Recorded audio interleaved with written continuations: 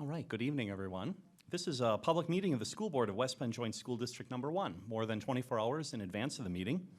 Notice of the time, place, date, and subject matter of this meeting was posted at the entrance doors at the Education Service Center and at the West Bend Community Memorial Library. A copy was also sent to the Daily News, WIBD, Milwaukee Journal Sentinel, and other media sources that have requested notice of our meetings. I'd ask the superintendent to confirm that this meeting was properly posted. Yes, it was. Great, thanks. Let's rise for the Pledge of Allegiance. I pledge allegiance to the flag of the United States of America and to the republic for which it stands, one nation, under God, indivisible, with liberty and justice for all.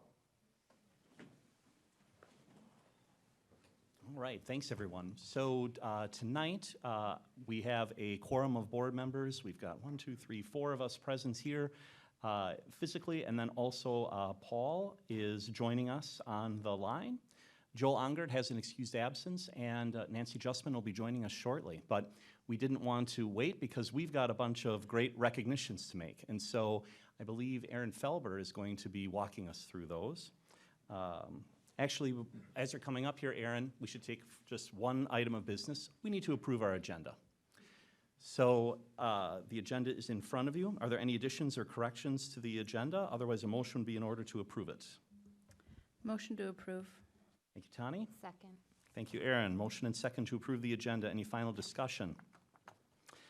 If not, I'll be making a roll call or calling for the roll because we've got a member dialing in. So here we go. Mr. Swigert votes yes.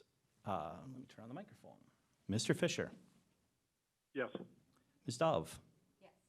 Ms. Schmidt? Yes. Mr. Rappholz? Yes. Ms. Justman? Yes. Mr. Ongert is absent. That motion carries. Thank you. Now we can get to the recognitions. And Aaron is going to walk us through various state qualifier recognitions. So we're eager to hear all about it. Aaron, please take it away. All right. On behalf of both West Bend West and West Bend East, I want to congratulate all of our state qualifiers. We're incredibly proud of you. And the most important people here are obviously you guys as student athletes, but your coaches, are second in tier, and they are going to tell us all about your incredible season. So starting off with West Bend East tennis, we have Coach Seth Brunig for East.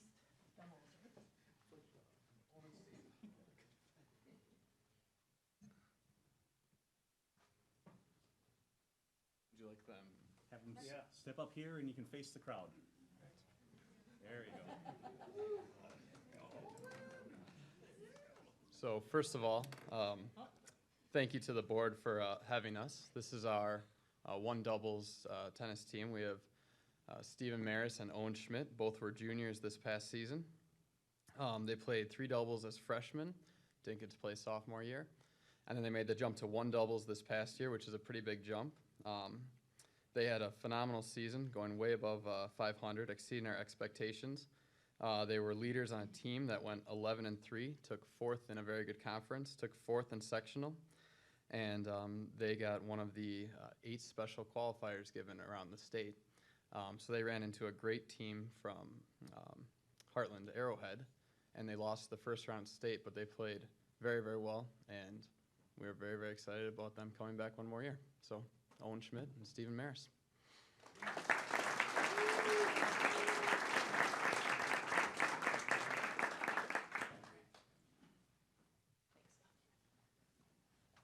Next up, we have West Bend East boys track and field. Coach Scott Mindel is here with us.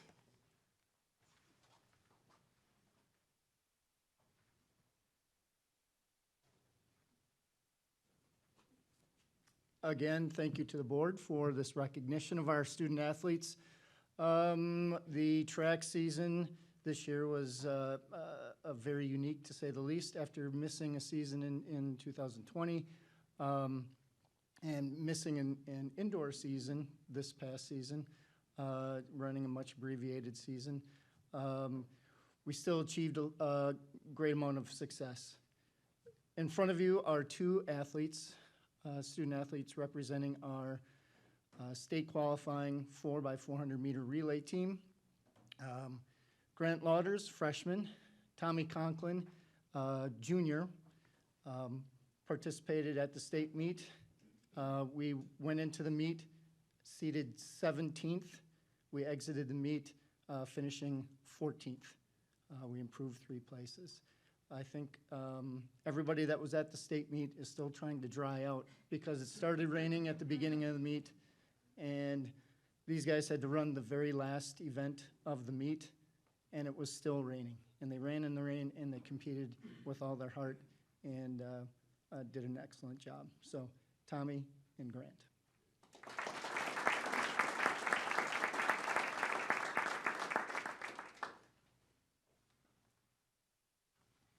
And now, West Bend East girls track and field. We have Coach Cody Olson coming up.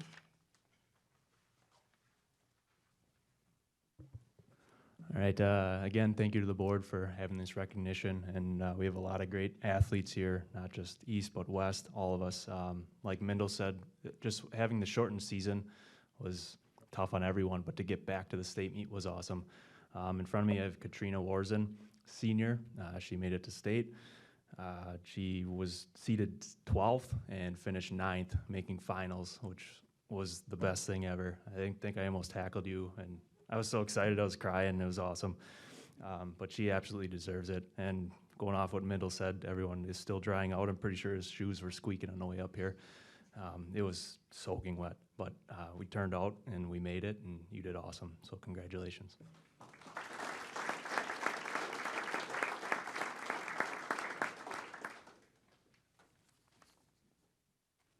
And next, we have some members of our West Bend East baseball team. So if Coach Ron Hedrick would like to come up. And I want to give Ron a shout out here. He is stepping down after 7 years of very successful seasons as the head coach for West Bend East. So let's give Ron a round of applause before we recognize our students.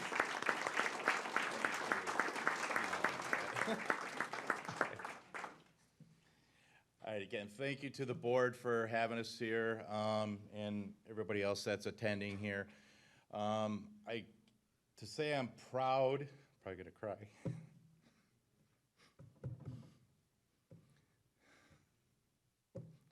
Come here, Evan. I gotta have a hug, man. Thanks,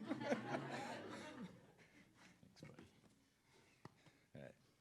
He's my man. To say I'm proud is beyond words. I have 4, there's 18 of them, and for various reasons they couldn't be here, but we have a little bit of representation here. So we have Evan Rell, he was one of our senior captains this year. John Heinz, the junior, gonna be a senior next year, and then we have 2 freshmen that went along with the ride with us, Mason Rell and Devin Gentry Kamasa. That's your future right there, those 3. I'm gonna tell you guys that right now. It's looking pretty good. But we had a great season. I don't know if people realize it, but we were 3-time regional champion. We had won regionals the 2 prior seasons before COVID. And this one just was the culmination. The seniors, the core of them were with me since sophomores, so it was a lot of experience, and they had a goal, and they had a mission, and they set out to execute that mission, and they did it to perfection. They did everything that I asked them to do. They worked as hard as I asked them to work, and the results are what we got. So kudos to the players and all the athletes here that work hard to get there. But these guys, I saw it the first day, and you know, everybody asked me what kind of team you got. I just said we got a state qualifier team. It's just that simple. So, and that's the way it turned out. So kudos to you guys. Some highlights of our season: we finished 22-8. We lost to Bayport in the state quarterfinal. We were 14-4 in conference, finished 2nd in conference to Whitefish Bay. Very good team. We're the only team in conference to beat them this past year. But a lot of successes along the way, but most importantly, it was a team effort. This team that I've had this year was probably the most together, cohesive bunch together supporting each other that I've ever had. So, and it played out in the way that we ended up the season. So thank you guys very much for doing what you did for me. Thank you to the board and West Bend School District for allowing me to coach these past 7 years. I'm very, very proud of how it's being left, and it's looking pretty positive going forward. So thank you guys very much. Good work.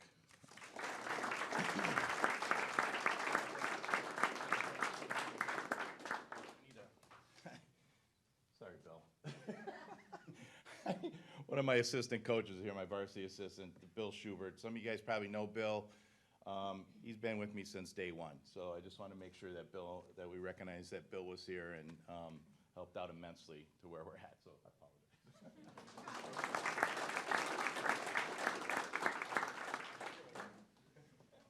All right, West Bend West boys track and field with Coach Herther.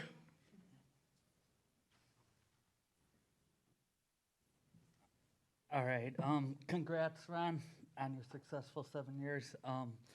Right now, we got 4 of our 6 state qualifiers here. All 6 of them qualified in our 4x1 relay team, with 2 of them, Nate Wake and Jacob Paredes, both qualifying as individuals. Nate qualified in the pole vault, Jacob qualified in the long jump, and we are missing RJ Kulchin and Franklin Kuhnfeira. Successful year, first time the boys have won our own meet in a long time. I don't know how many years, but longer than I've been here.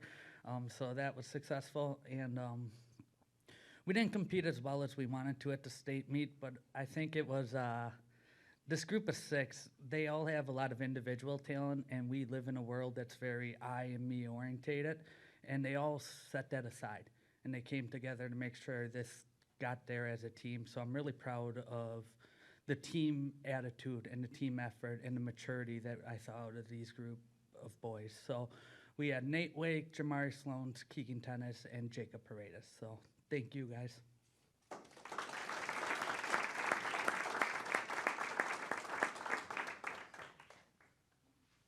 And last but certainly not least, we have the West Bend West girls track and field. Coach Matt Wani thinks he can get away for his anniversary and send his daughter, Coach Wani, and Coach Kramer to speak. All right, just like the other coaches, we're saying thank you for having this tonight, and congrats to all the other athletes and coaches. I'm Amanda Wani, and I coach hurdles, and I help with sprints as well. So today we have Lexi Williams. Lexi qualified in high jump and in long jump as well. She plays very well in long jump, and in high jump she made the podium and got 3rd place. So Lexi walked away with a medal. She tied her PR at state with a jump of 5 foot 2 inches, which was so wonderful. And then Ashlyn Uberzetzig. Ashlyn qualified in 3 events, which is amazing. I'll talk about 2 of those. So Ashlyn qualified in the Open 200 and the Open 400 as well. She plays very well in those, and she is leaving us next year. She graduated. She'll be attending UW Milwaukee, and she'll be running there as well. Ashlyn is a phenomenal athlete, and we'll miss her a lot. And Lexi is going to be a senior, so she's thankfully coming back. And I'm Sarah Kramer, and I coach the distance runners for track. So I'm going to talk about our 4x4 team, which we have 4 of the 6 girls that we took to state with us. So Morgan Copen-Lansky was a junior this year. Chloe Kramer is a senior and will be leaving for UW Eau Claire in the fall. Ashlyn Ebersetzig, as Amanda talked about, was another member of the 4x4. And then Leah Nagel was a rock star, first time in track. Well, came out for, 8 days last year? So first year in track and was a powerhouse on the 4x4 team, and Leah will be back with us next year. And then we had a freshman on the team, Jenna Pierre, as well as another senior, Riley Martini, who will be attending Madison in the fall. So I'm going to talk about the 4x4. These girls worked very hard all season. They came in seeded 18th. For the state meet, which was not where they wanted to be, but they fought really hard at that state meet and ended up in 10th place. and less than half a second from making the podium. So it was an awesome race to watch them run. And then Morgan also qualified individually in the 800. And I've known Morgan as a runner, just being a mom of the team, and she is such an even keel and fought hard all season and really ran an amazing season of just increasing or decreasing, I guess, her 800 time and did an awesome job at state. So glad to have you back next year.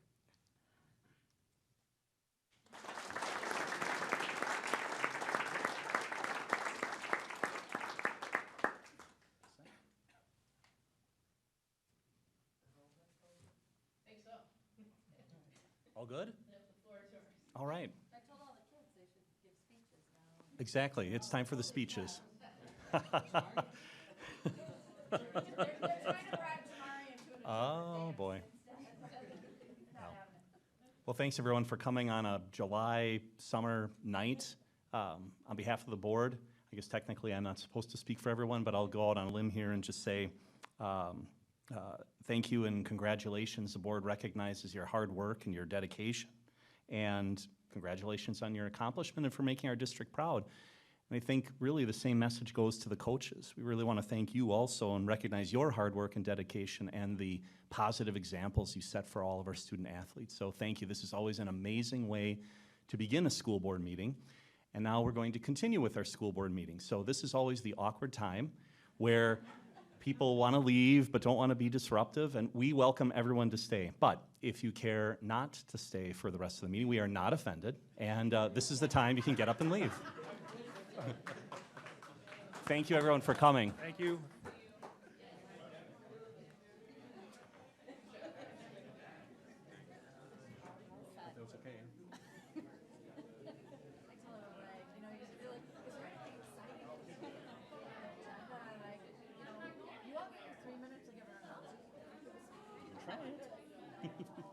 I'm all about being real, and you were real right there. Where's the dance? Yeah, you gotta plan for it better.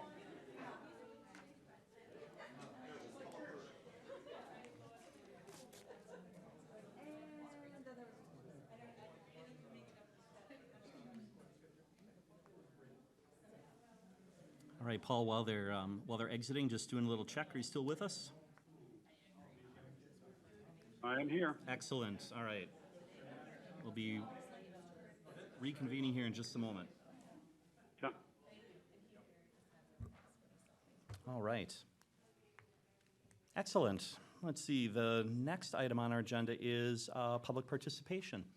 Is there anyone here who wishes to participate in public participation and wishes to address the board? All right, seeing and hearing none, we will move on then to our consent agenda. And on our consent agenda, we have minutes of the June 21st, 2021 regular board meeting and minutes of the July 21, 2021 special board meeting. Disbursements posted to July 26 of 2021. Just want to check that I have this right here. Ratification of 2 certified staff contracts. We have no resignations, and we have some administrator contracts to review, but no retirements. So those are the items that are on the consent agenda. With that, I would move for approval of the consent agenda. Is there a second? Second. Nancy, thank you. Motion and second to approve the consent agenda. I'll pause. Any final discussion? All right, I will proceed with the roll call vote. Ms. Dove? Yes. Mr. Rebholz? Yes. Mr. Ungert is absent. Mr. Fisher? Yes. Mr. Swigert votes yes. Ms. Schmidt? Yes. And Ms. Justman? Yes. All right, that motion carries. Thank you. All right, that takes us to an information item and our annual nursing report. And I believe Amy Breaker is going to be addressing us. Good evening, Amy. Hi, everyone. I'm Hi. Amy Brager. Going to present this. Okay. How are you all doing tonight? Thank you for having me. I'm going to go over the report from this last school year. which was an interesting one with COVID. So just as a reminder, here is the breakdown of all of our health room professionals throughout the district. And then on pretty much every single slide, we have photos from our Project Adam reaccreditation this year. We were able to do our reaccreditation process. It has to be done every 3 years, and of course, it fell on this school year to have to be redone.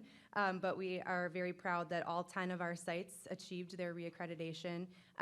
We had to, if you think about how interesting it might be to try to have a group coordinate a CPR effort around social distancing and COVID protocols, it's not very easy to do, but we managed to make it happen through a lot of hard work.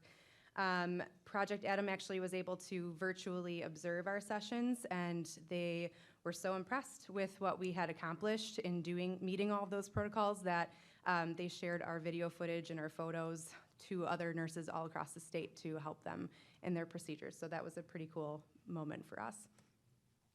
Again, this is just our framework that we work from school nursing and our National Association of School Nurses. And then this is just a snapshot of our main health conditions from last school year. There is an asterisk by a lot of the data simply because it doesn't capture our virtual students. So this is just our students that were physically in our buildings, which you might see a decrease from the years prior, and some of that might be due to the fact that some of our students that did elect to do a virtual program might have had more medically complex needs in our buildings. So we did see a decrease in some of this data. We had 22 students with type 1 diabetes in our buildings, 329 students with asthma. Those are all inhaler friends. The emergency medications can include EpiPens, Diastat for seizure students, and then the glucagon for our students with diabetes. There are over 1,100 students that are diagnosed with a mental health or behavioral health disorder. And then there were 13,925 oral medications administered throughout the school year. We had 43,597 clinic visits this year, which is actually down about 9,000 or so from the previous years. We really tried to condense a lot of that traffic just due to exposure risk. We did have an area set up in each of our sites where we would ask students that were experiencing symptoms to go, and then the health room professional would assess them in a different space, leaving the clinic more so for procedures or medications or injuries. And with that, we had 3,755 students that were sent home ill and 7 calls to 911 that resulted in emergency transport. So with our COVID data, we had, and excuse me, it is COVID-19, but we don't call it that anymore, right? It's just COVID. So Superintendent Wimmer was pretty much giving you the rundown every single time you had a meeting, letting you know where we were at and what we were seeing. We tried to be really transparent and focus a lot on our daily dashboards that we were giving the community, the snapshot of what we were seeing in our schools. So just kind of a little blurb about this. We had 193 cumulative positive investigations. And just remember that a positive investigation does not mean number of cases. There were more cases, but a positive investigation is where a student would cause other people to have to quarantine. So that's 193 of those instances. The majority of those happened in our secondary levels and mostly at the high school, I would say. And then I'm happy to report that our reported in-school transmission was less than 2%, which is great. Most of that was also, most of the cases in that 2% were very, very short distance, so less than 2 feet or so. Yes. The 193 number, is that all students or is it students and teachers? That's students only. Okay. Yep, no staff is included. Okay. And then I just kind of included a couple personal photos, one because I never thought I would receive an ornament that said that from one of my staff members. Two, this is a photo of my son and I. My husband happened to snap when he was on his way to work of us in quarantine together and monster trucks in my coffee while I was trying to work. And a reason for that photo is, one of the hardest things for us as health room professionals this year was having to call our families and let them know, we're putting your kids in quarantine. We know we saw them. I'm gonna cry. It broke our hearts to have them miss so many things last year. But it's just a heartfelt thank you from all of us for being flexible, being adaptable. We heard you, we were with you, and I'm proud of our team for getting us through it. We stayed open throughout the school year, which is not what a lot of people could say in other districts. So I'm very, very proud of all of my health room team. Again, sorry for being emotional, but my health room team and truly the teams that you kind of didn't see in the background. The administrators and the office staff were amazing to work with our nurses. They were such good partners. We weren't all perfect, but we were doing late night contact tracing and calling families at 10 p.m., taking away from some of the things that we could do with our own families, trying to keep the school as safe as possible. I know that our facilities team was working so hard to clean literally every surface imaginable, to get our PPE that was impossible to find, to put up barriers and things that were recommended at the last minute. HR did a phenomenal job supporting our staff and plugging in holes where we needed to. I could probably talk for 3 hours about how much everybody did, but really, truly, I'm so impressed and so grateful to be a part of this team. So with that said, we did so many things virtually, and we met with pretty much every entity that we possibly could that could help and get resources from. Just know that we will continue to do that. We talk to the health department daily. We're on a first name basis. I know Superintendent Wimmer and I and some of the health department and then other superintendents in the area would often meet just to gather local data and make sure that we were aware of all the resources that could be used. And it was a great community partnership. We will continue to do those things and monitor the situation. I know with any sort of pandemic, it is rapidly changing. We get new information every single day, so we will do what we can to stay on top of it. So some of the things that we were able to accomplish this year, we did our medication training, our UAP training, did some various educational things through Children's Hospital. With that Project Adam accreditation, we had more than 80 staff members that were CPR certified still. The person you see there in the middle is Jamie Stetler. She's our school nurse at McLean Elementary, and she received like a whole book of nominations for the Support Staff of the Year award, and it was super well deserved. Before you go on, you're missing your own recognition off that slide. So Amy will be serving as a leader, regional leader for nursing professionals. So if you want to talk about your own recognition. I do actually have that listed I know, but somewhere in there.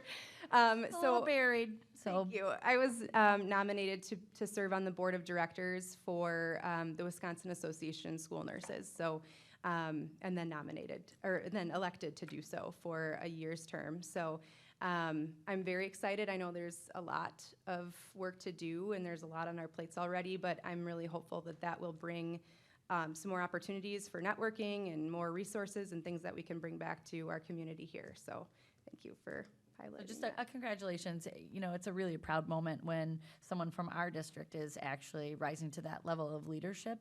And you can tell, again, by the recognition with Project Adam, those things, people are sitting up and paying attention to Amy, the work that she's doing, and the work that's being done in West Bend. So thank you for that. Thanks, you're gonna make me cry again. So yeah, I'm really excited. And to build off of that, when I say nationally recognized here, Project Adam, gave our information out to the state and said, here, take a look at this and see what this district's doing.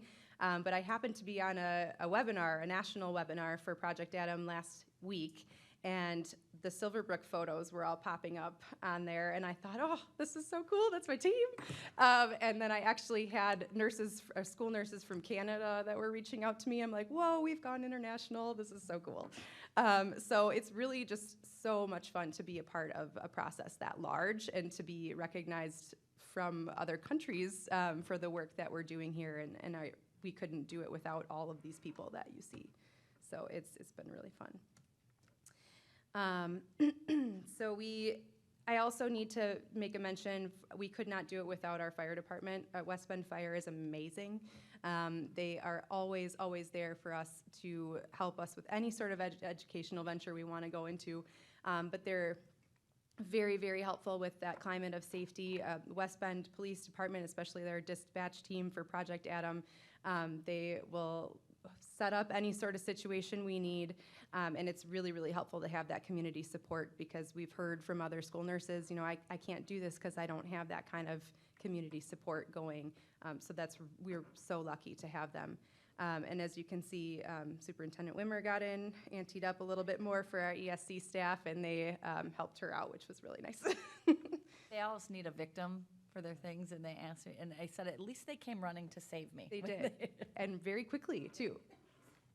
So a couple of the other things that we had going on this year, this is a list of some of the committees we serve on. I am hopeful in the future to give a little bit more time to some of this stuff. We were kind of prioritizing some things this year with the pandemic, but we still had Bridging Brighter Smiles in to provide the charitable care with the dental program. We had the clinical experiences for our BSN nursing students. We had to get really creative because we couldn't allow additional people into the school. So we did a lot of things virtually, and we set up a lot of interesting little nursing things that we could get them to do. They helped do a lot of clinics and whatnot from a virtual perspective, so that was really interesting. And then our district immunization compliance rate was 99.3% this year, so we are, again, outside of the exclusion criteria for this coming school year. If you are ever on the DHS website, though, and you see that interactive map there, I will let you know that that is not correct for our school district. It does take into account private sectors as well, and it kind of groups them together. So if you're ever searching for data like I am, because I'm really cool, you can see that it looks lower than what ours is. I just wanted to point that out, that it's not accurate. So a couple goals we have for the school year. Really, we've already started to see some of that increased anxiety, some of the trauma that people have experienced through COVID, whether it was losing a loved one in their family or just a loss of normalcy, and some of the anticipated events that they were excited to have and then not have any longer. We're just kind of seeing some of that start to build now. So I'm really interested personally in investigating some more platforms for mental health and how we can service our students better in that regard. I know that our state consultant through DPI is also very passionate about that, so I'm really excited to work with her to find more things that we can do to better serve our students there. We did not get a chance to do our vision screenings for our kindergarten students this year. We couldn't find a way to do it safely, so I'm hoping to resume that and then be able to do the first graders as well.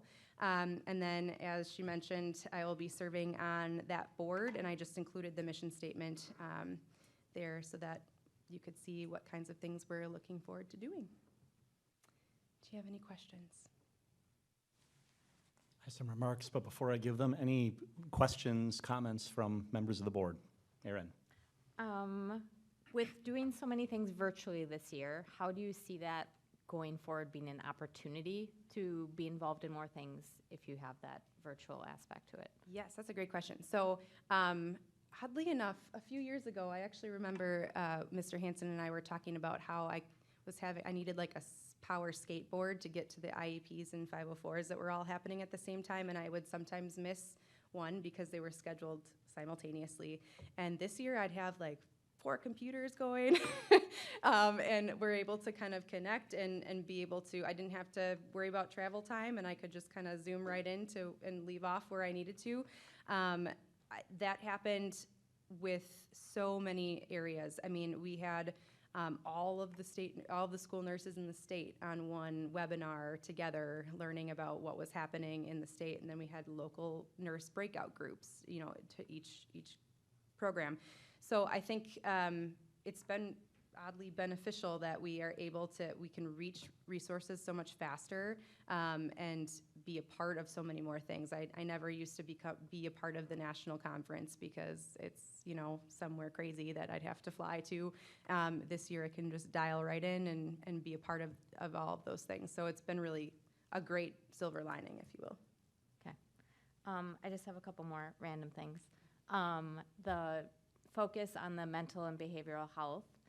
I know, Children's is super passionate about that, and you guys team with Children's for Project Adam. Do you see an opportunity with teaming with them for something like that as well? Oh, yeah. They've already reached out and shown us there's various conferences and different webinars, and there are a few providers there that are really working on gathering a lot of data right now and are interested in sharing that out to school nurses so that we can do things with it.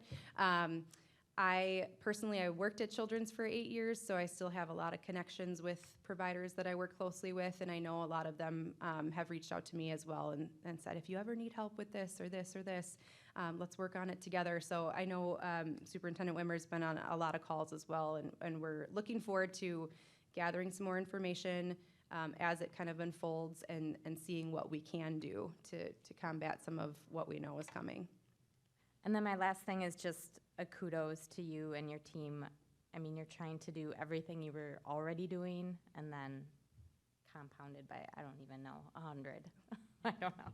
And I love your passion about making those phone calls home, because I have 3 high school students, so on a personal level, we were on the receiving end of several of those phone calls. So I know equally there were those same emotions at home. So I really appreciate you and your staff, and if you could just pass that along. Thank you. I will. Thank you.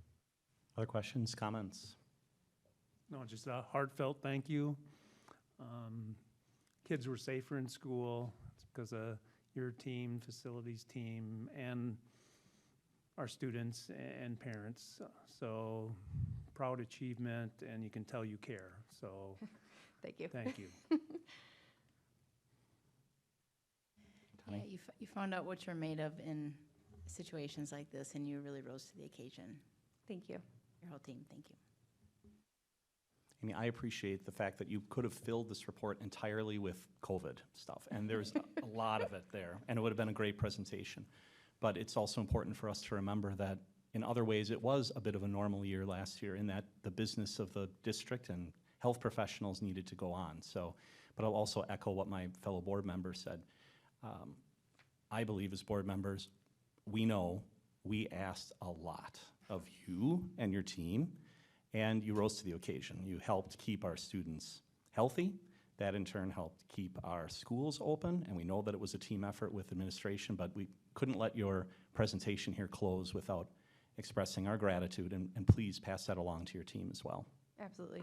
Thank you so much. Thank you. Thank you all.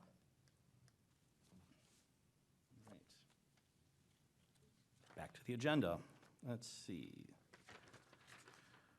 Oh, the superintendent's report. How could I not see that? Superintendent Wimmer. So I chuckle because Amy and I talked about the presentation in those pieces and said the same thing. You could easily talk only about COVID, but we saved that for me. So you're welcome, Amy. First, just to echo the congratulations to our student athletes that were recognized this evening. You can see the full list of students who couldn't be with us, who made it to state. And again, just a thank you to them for representing West Bend. Thank you to their families. It's not without their support as well, getting them to practices, making sacrifices as well. So thank you to them.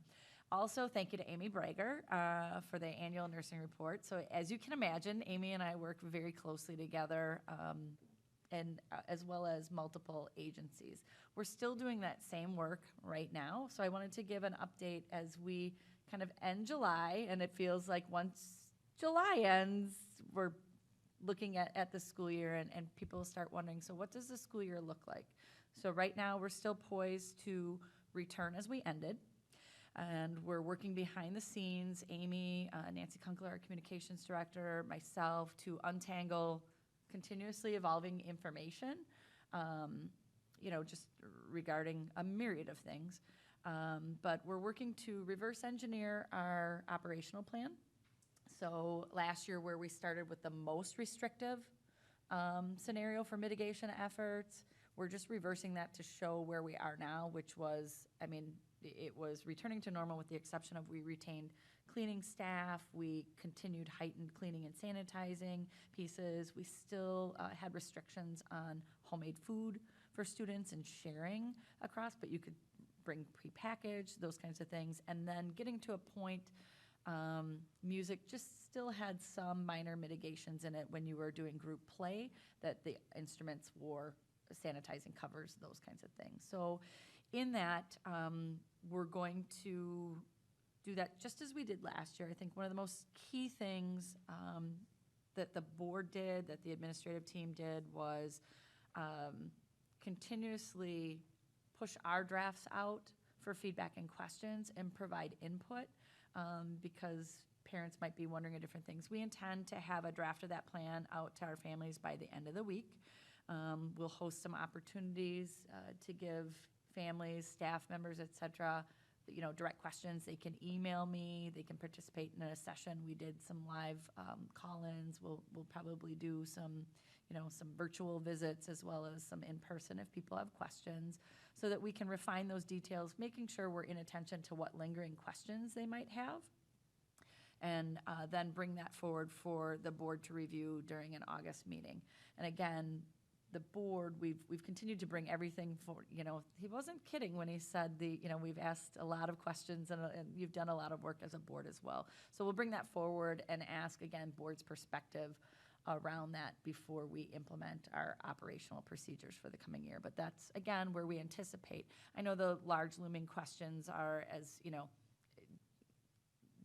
what about this variant? What about this strand? What about that? We're just planning, much like we did a very flexible plan, again, maintaining in-person, continuing to keep our doors open for kids. And Amy spoke to the efforts of her team and as well as all the administrators and the families as well. Just being really diligent in self-monitoring, monitoring the kids to make sure that they were healthy enough to come to school. So I think it's that kind of cumulative effort that made us have such a successful year, and we're looking forward to another successful year with more of where we left off than not.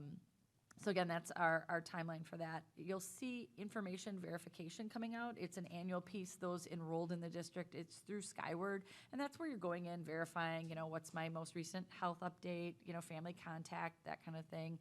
This time last year, everyone was pondering instructional choices. Those choices were previously made, but just to reiterate to our families, if you want to shift that choice, if something has changed, then you should just contact the Westbound Virtual Academy. Whether you're wanting to step in, step out, or explore something, reach out to that academy. That's not a piece that you'll see as part of that survey when we launch and open that this year. So even though we've gotten to recognize Kids for Athletes and do all those things that feel really good, we just want the community to know and the board to know we're still in tune to and working across the region to be in attention. What does that plan look like for this coming fall? Any questions on development timeline, those pieces? Question for you. I know this was a sore spot for me on a personal note last year, but what in the world is WIAA doing, and are they going to actually get it together a little sooner than last year? Because that made me real grouchy last year. So where are we with them? Well, I'll make sure and tell them. Please let them know that school boards don't appreciate their lack of response last year. Neither did their superintendents, and we did have that. There was hesitancy around decision making, with the organization, and we shared that. We had forums. So interesting because I said I can't wait to not have to do so much athletics work. People don't realize that we were launching with athletics, doing that, and convening superintendents of our conference, of WIA, and sharing that as well. And really by the end in the spring seasons, putting our foot down and almost just our conference did really good work. So the group of superintendents who represent the school districts in our conference met consistently and just generally forged a path and moved on things. So I think you'll see us not wait. And again, more than happy to express if they have any lag time, but that was something we expressed in the moment too. And around decision making. If you're going to be a decision making body, go ahead and make some so that we can respond to some. I think there was just, didn't know what was going on, and, and we felt the same way sometimes as superintendents, so try to navigate that.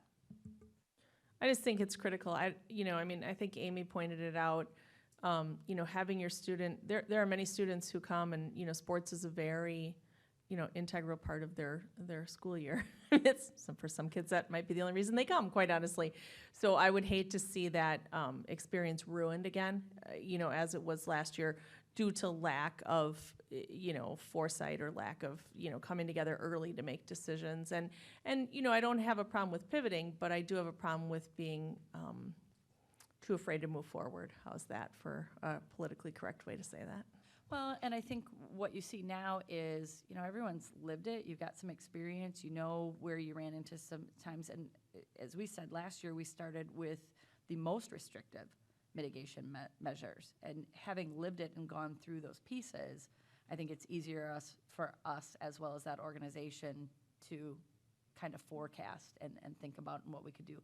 So where we were so restrictive in the beginning of the year and, kept kind of shifting as we learn more, I think we'll get to start at a different place this year as well. Can you describe our ongoing relationship with the local health authorities and whether or not, how should I say it? You mentioned, I believe at the tail end of last year, that they were amenable to discussing the situation involving students and coming up with innovative solutions. Do you think that continues to be likely as we enter the school year again? Yes, so we consistently met every other week with Washington County superintendents. We stayed connected with, because we're Washington, Ozaki, and some of the superintendents are, in that team as well. So we did cross-team collaboration as well. The staff, I think, our forte has been serving our community in a different way. So I think they really understood the power of our network, our communication skills, our pieces, as we were helping them translate, their health world into application and those things. So they are really supportive.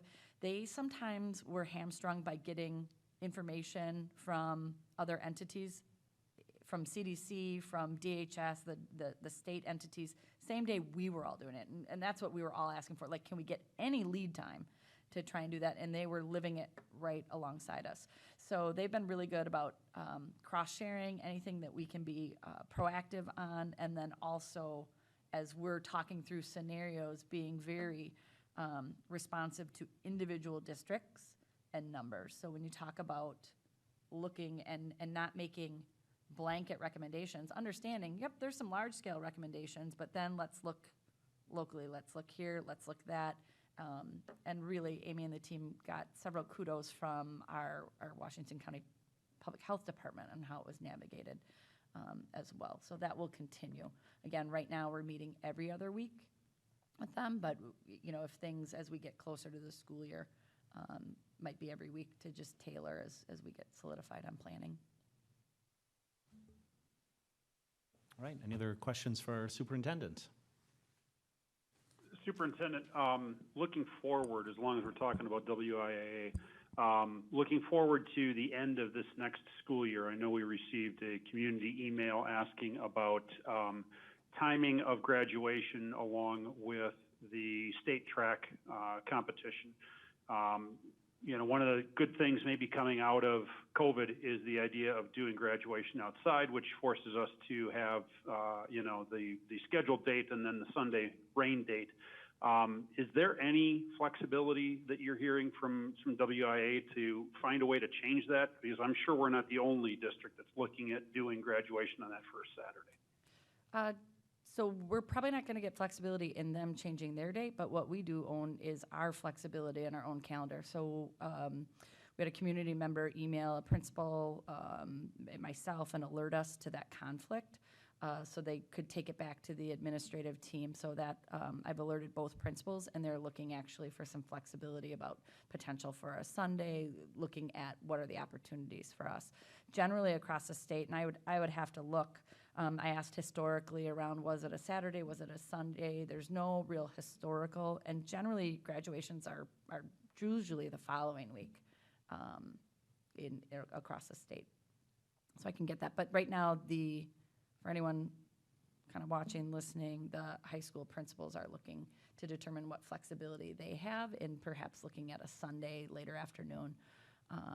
Because we don't want any kids to have that conflict where they have to decide whether they want to get a diploma or potentially a state, award. So Sure. they'll look at shifting it on our end.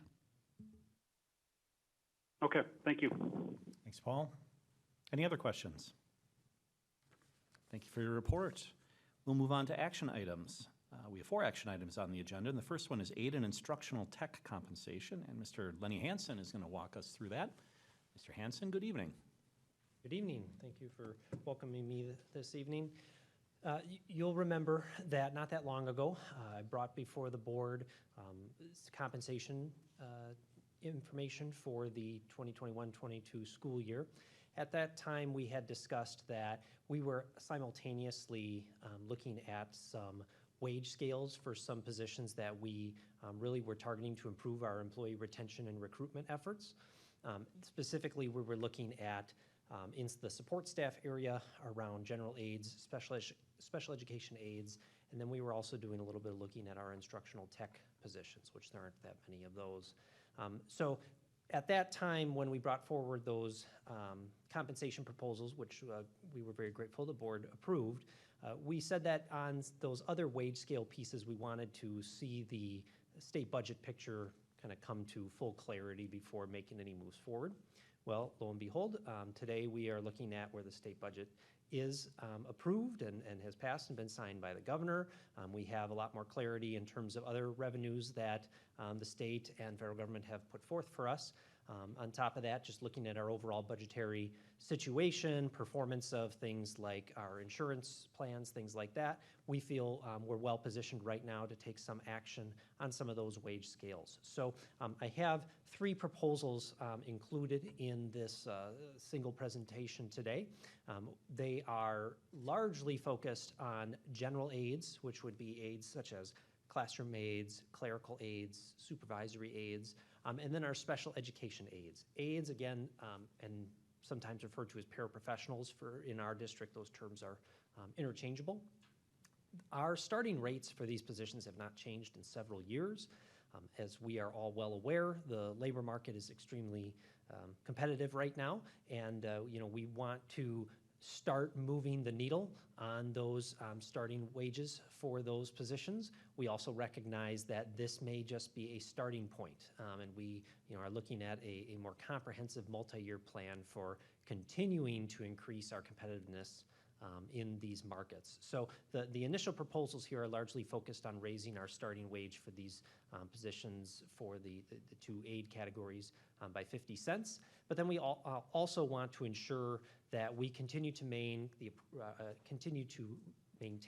the appropriate spacing between our existing employees as well, because it's not just about recruiting new employees, it's about retaining our current ones, and we don't want new employees to lap or completely catch up to where our loyal existing employees are. So that's the detail is obviously there in the presentation, but that's the overall strategic purpose behind what we're doing here. That instructional tech category, which is a pretty narrow category, I think I put the overall cost of that tech portion is right around $5,000, but that's a starting wage that hasn't been adjusted in 6 years. Those positions require a higher level of education. Many of them require actually a teaching license, as they'll provide things like reading intervention support and things like that. So we wanted to continue to nudge some of those starting rates. We know that long-term we need to look at this really on an annual basis to ensure that we don't erode that competitiveness. In closing, I do want to affirm the fact that we know that this is not the end-all be-all in terms of that recruitment and retention effort, but it is, I think, a good first step and demonstrates to the staff that our interest in retaining and recruiting really high-quality employees in these positions. Thank you. Any questions? Quick question. How many people do you need to hire in as far as new? Like, what are we down, 10 positions, 20? What's our number here in each of these categories? I'll bring that up for you in a moment. I mean, we are hiring, I would say, probably roughly a dozen general aides and close to the same number of special education aides. So that's what's open? That's what's open. What are you seeing for applicants?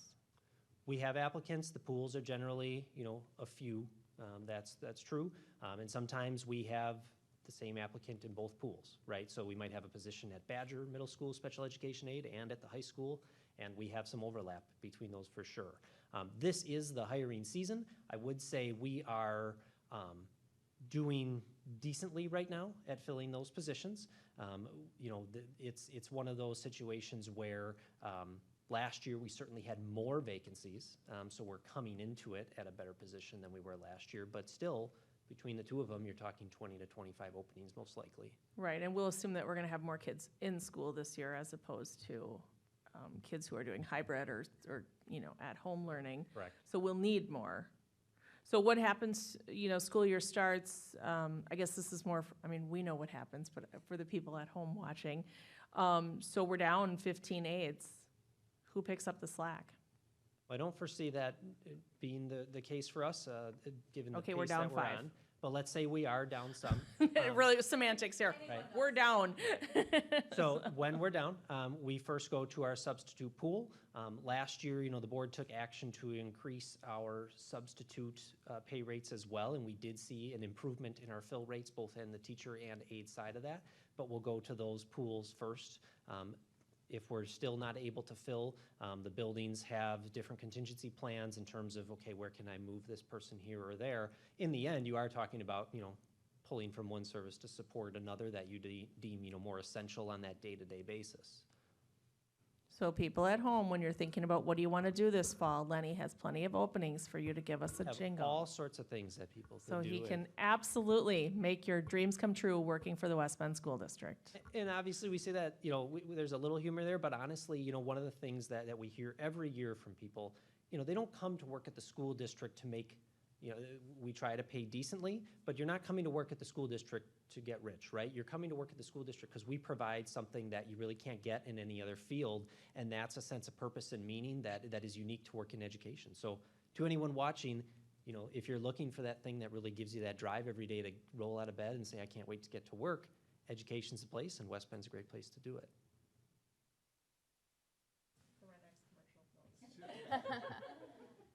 Other questions? I have a question. How does this differ from the support staff compensation increases that were on the last? This would be on top of that. Okay.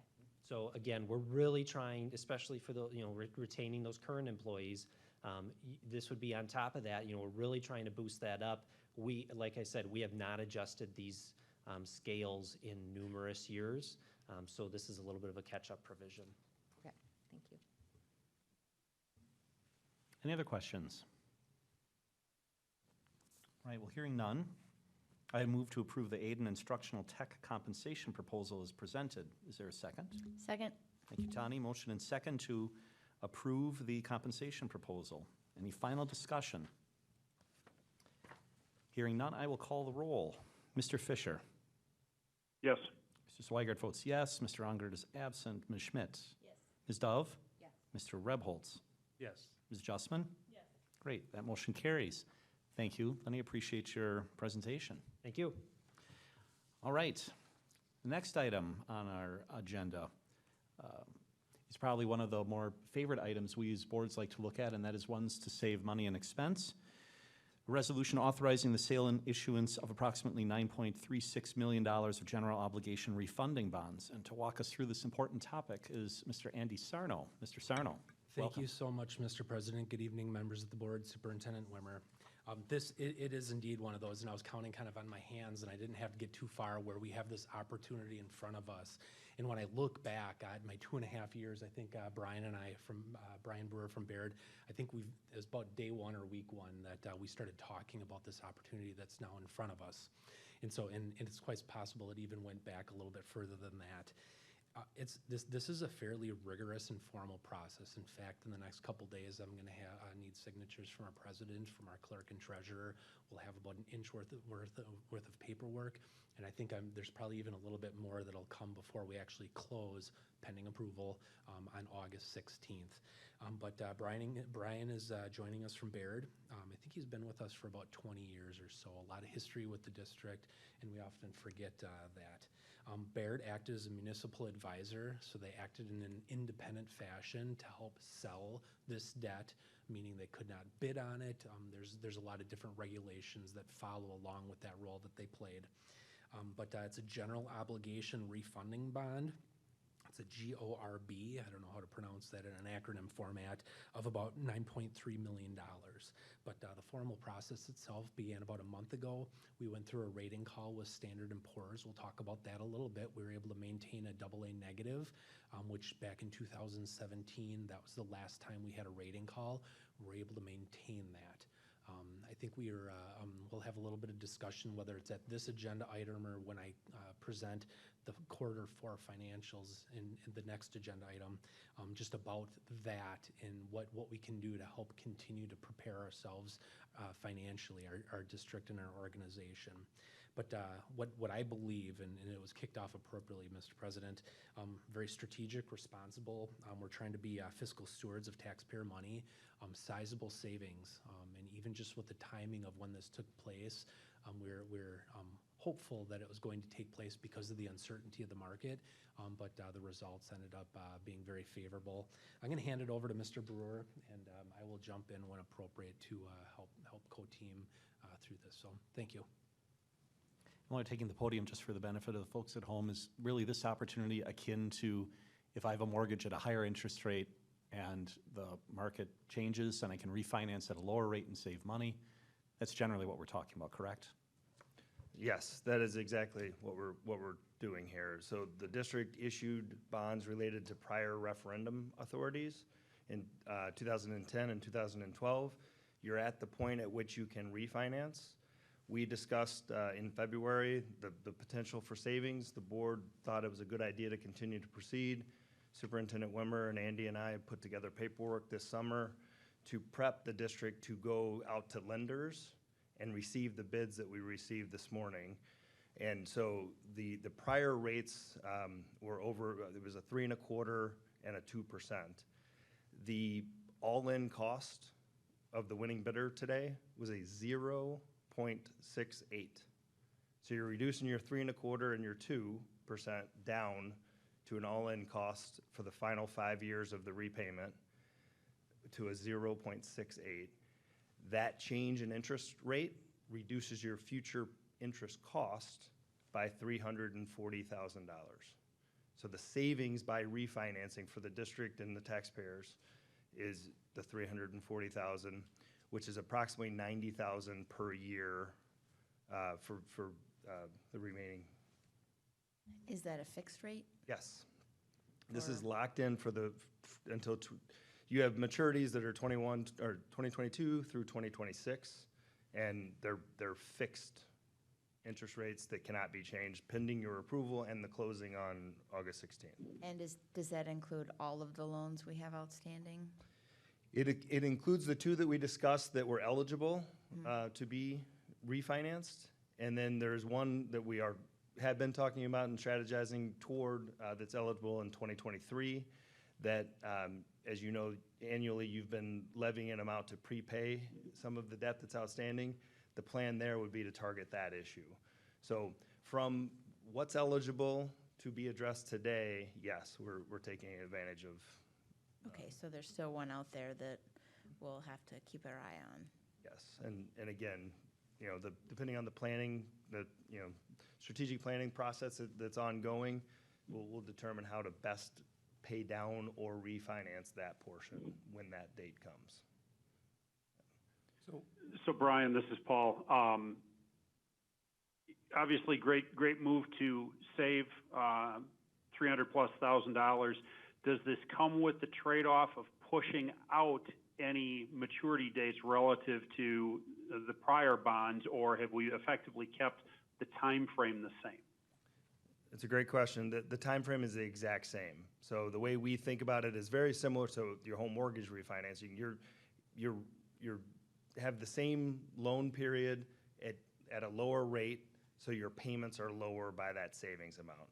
So in this case, your prior bonds went out to 2025 and 2026, and we kept the principal repayment in those exact same years.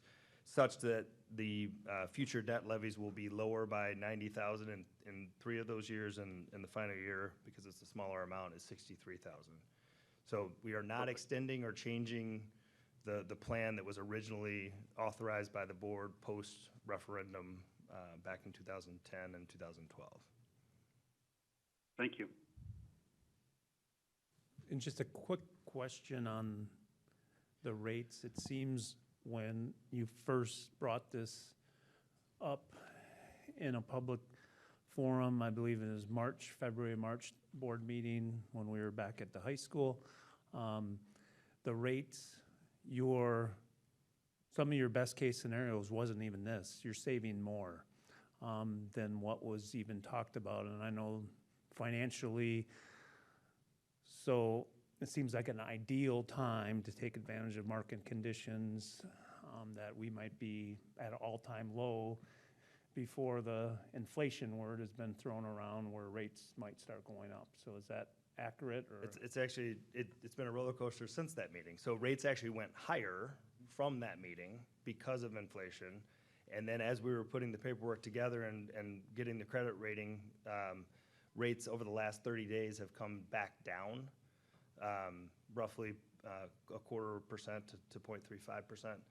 And that led to, so that coupled with your maintenance of your AA- credit rating, which is for a Wisconsin school district operating under the revenue limits that school districts in Wisconsin operate under, a AA credit rating is very solid, very sound.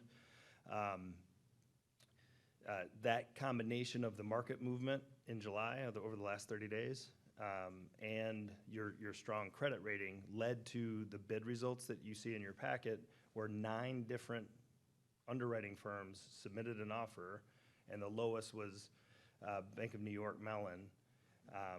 And so when you get 9 bidders in the middle of the summer, that shows that what you are offering to the market as a safe investment is it's a strong credit profile, it's a strong package. We may disagree with S&P, maintaining AA- versus their next notch is AA. If you have a copy of your credit report, that we won't go through in detail tonight, but basically they pointed to your general fund balance percentage as one of the factors that if you were able to increase that in future years, they had potential for upside credit rating. But with a 5-year amortization and you locked in rates at a 0.68 all in, there's not a whole lot of room to improve. That would matter in the future when you have longer, debt repayments.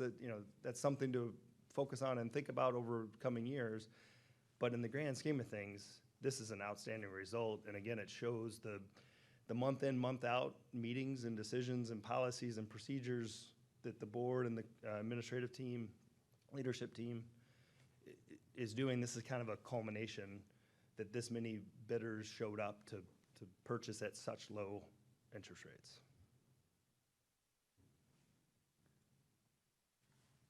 Any other questions? Anything additional in the presentation?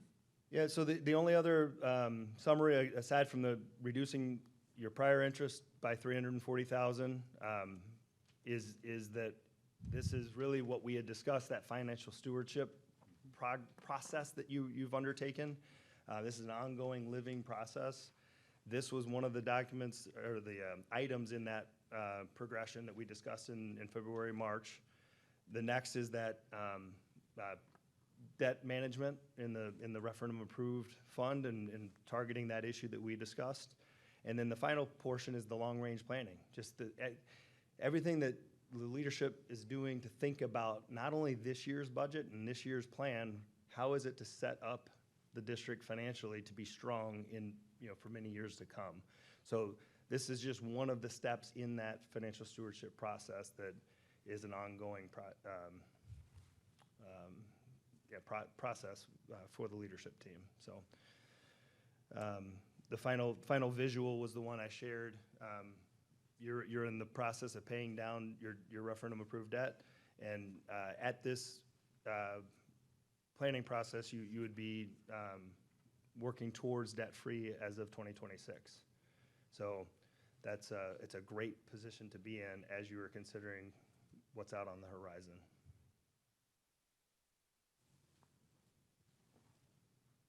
Andy, anything additional?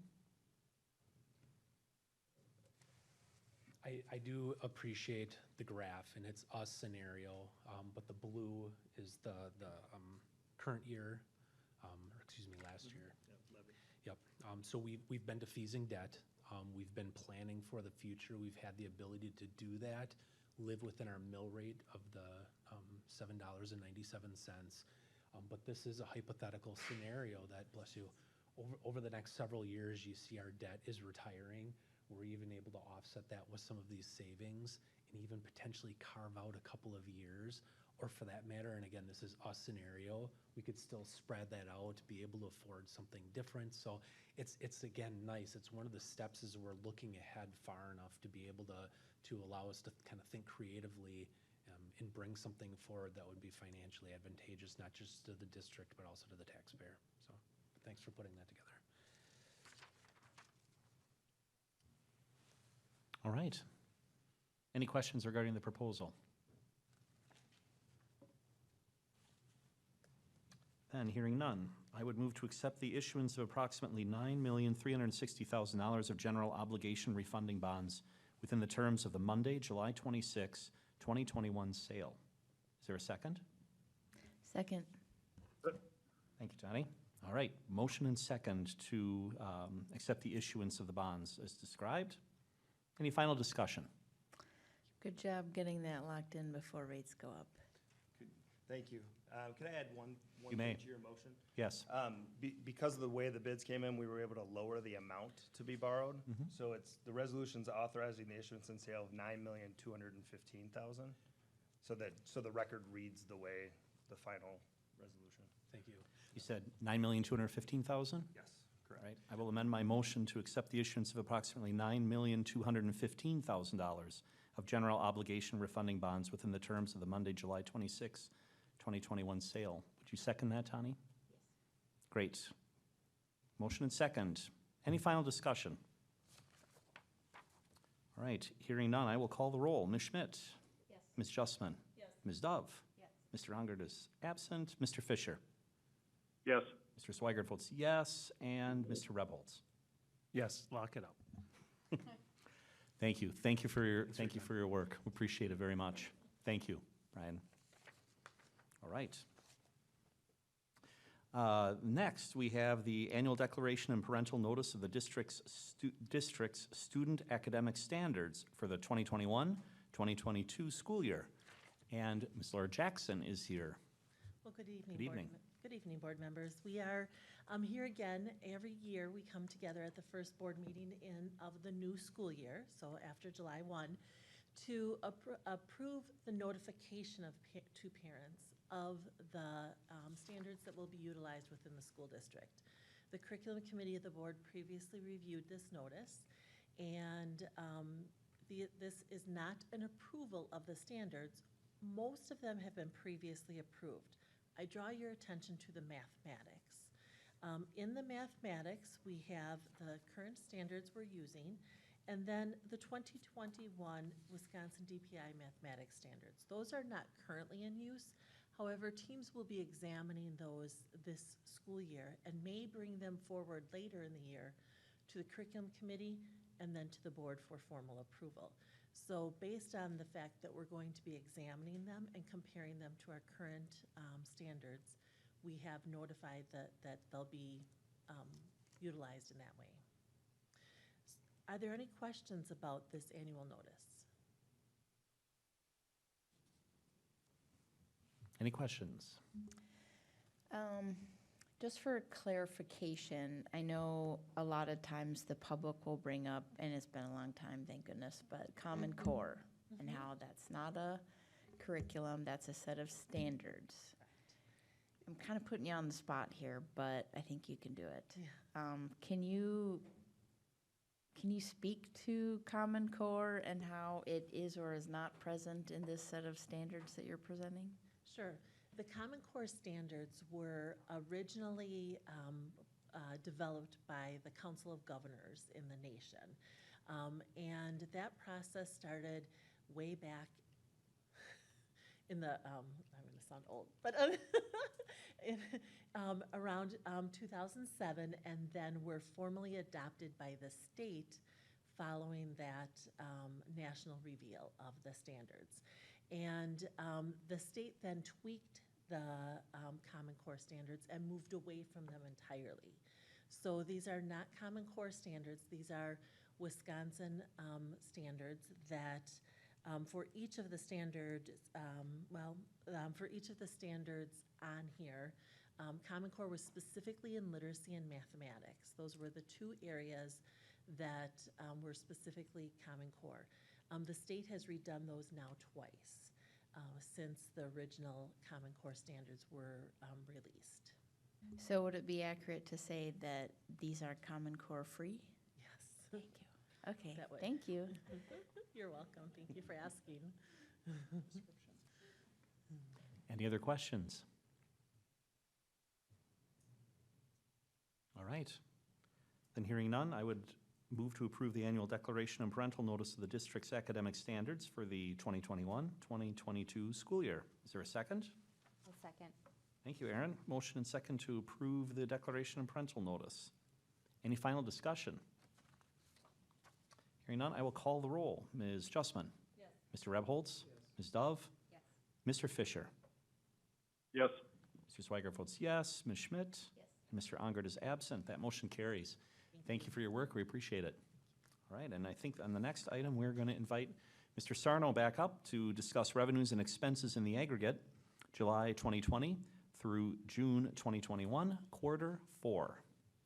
Thank you again for having me. I really do appreciate these opportunities, just as much for engaging with you, also for those at home watching, being able to include these documents in the discussion in the minutes in our board packet. Just for public awareness, I think it's really important. I have the quarter 4. These are the first big asterisks that I'll say. We're preparing for our audit. We've made some transfers. We're doing final journal entries, final claims. These are projections of that at this point in time with the best information that I have available. And so again, just as I do for quarter 1 through 4, this is information that we have access to. I break it out by fund, which is the main category, and then even the subcategories between revenues and expenditures. So again, just as much for you guys it is for folks at home. But our local, let me make that just a little bit bigger. Our general fund, in above and beyond everything, I do like to disclose this as well. So I'm estimating at year end, we're gonna have through all funds approximately $7 million of added fund balance to the year. We've defeased some debt, some areas performed well. You'll see food service ended up in the black this year. There's some neat things that happened this year, but it was a frugal year, very similar to last year. I need to point that out. We've had 2 years now back to back where we've gone into a little bit of a conservative mode, made sure what we were doing or even what we were allowed to do was strategic. We didn't spend money in all areas that we thought we were going to, again, because we took a really conservative approach this last year. So just as an example, when I take a look at the $77.7 million of general fund balance, or excuse me, of revenues, I'm anticipating right now this year we're going to have about $76.3 million of expenditures. So right now on paper, I'm looking at about a $1.4 million fund balance increase. Now, what we also just shared between Mr. Brewer from Baird and myself during that Standard & Poor's rating call is we were able to maintain a AA negative rating. So that was from 2017 until now. We were able to maintain that. They did have some concern about our declining enrollment. I think we're handling that well. We prioritized that in the call very well to make sure that they understood that we're still able to balance the budget and that we're strategically looking ahead to address those deficits that causes in the future. But we can't make more kids. That's, yes, please. Would it be accurate to say that this work you've done to keep us in the black makes it possible for us to qualify for a rate that low?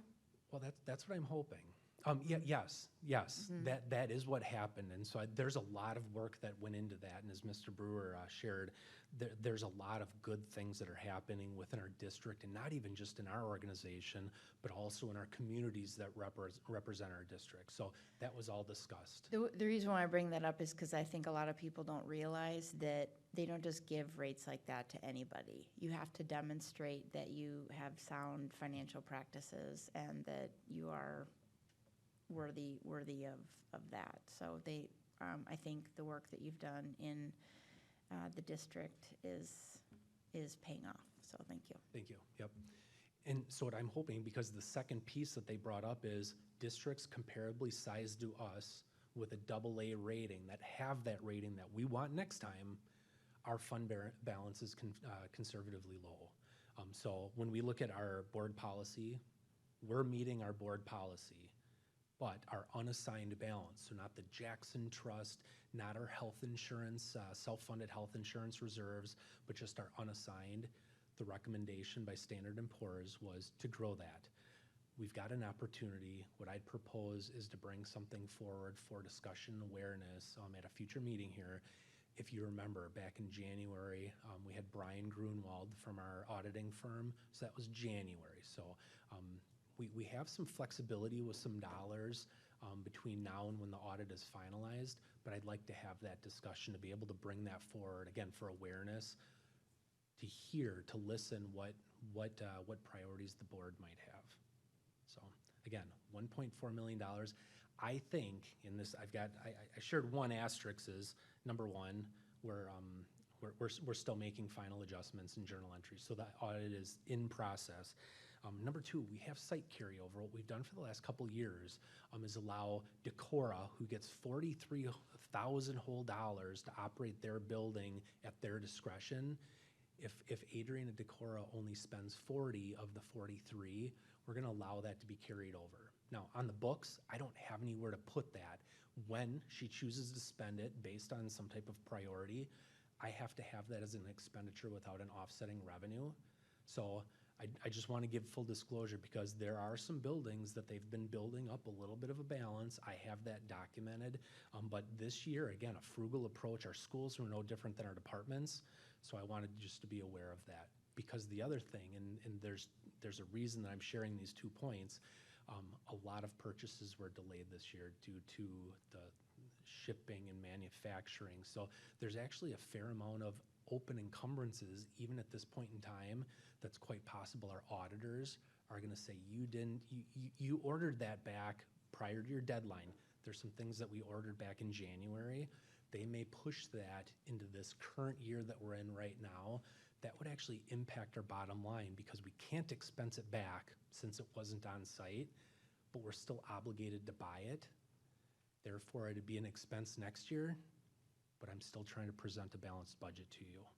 But again, some of these things are fairly sizable in nature, and I just wanted to bring that up.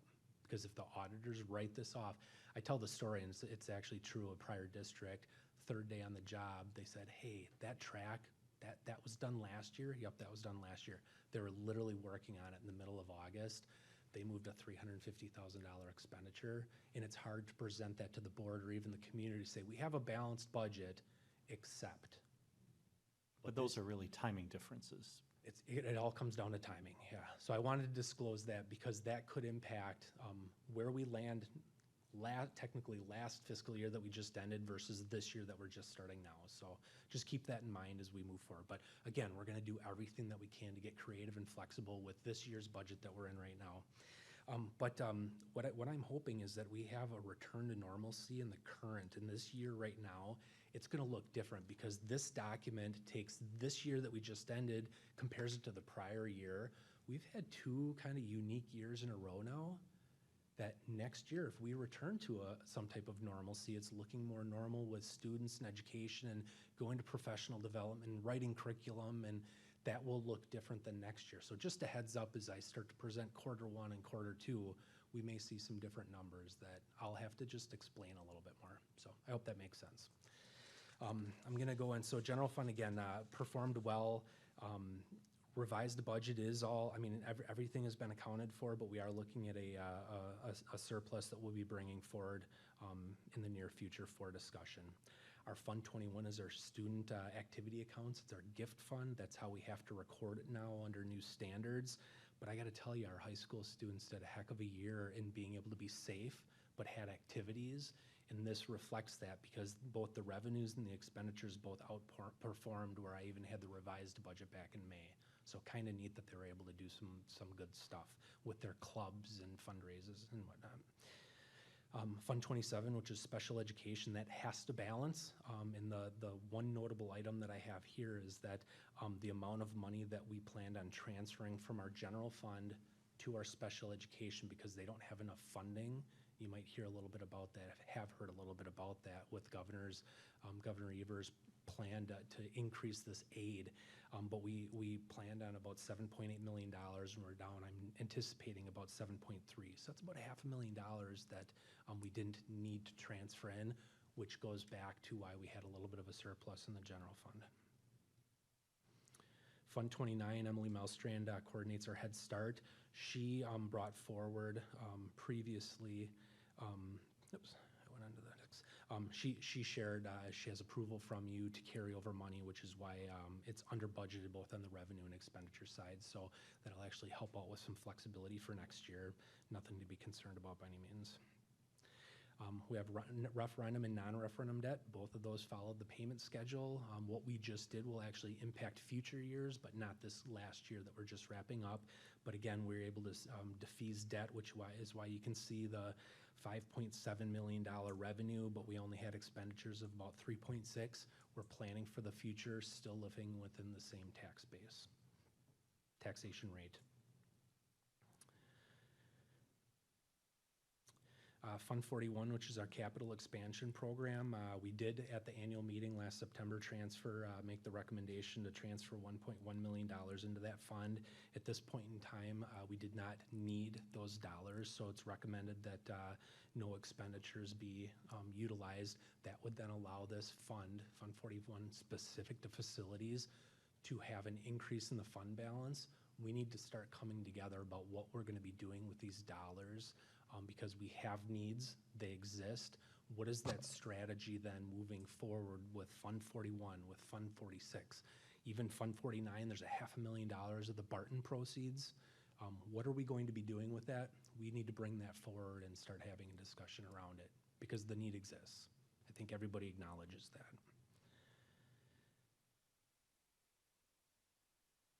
Fund 50, and again, I think Abby, between the USDA's free meals all of last summer, all through this school year, I'd like to reiterate that's been extended into this school year.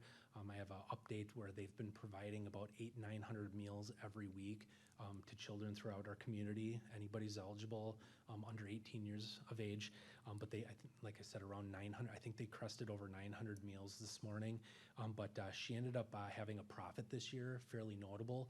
She wanted to buy equipment, she couldn't buy equipment. So again, adding to fund balance, but as we build the budget for next year within Fund 50, within nutritional services, it's possible that she could have a deficit.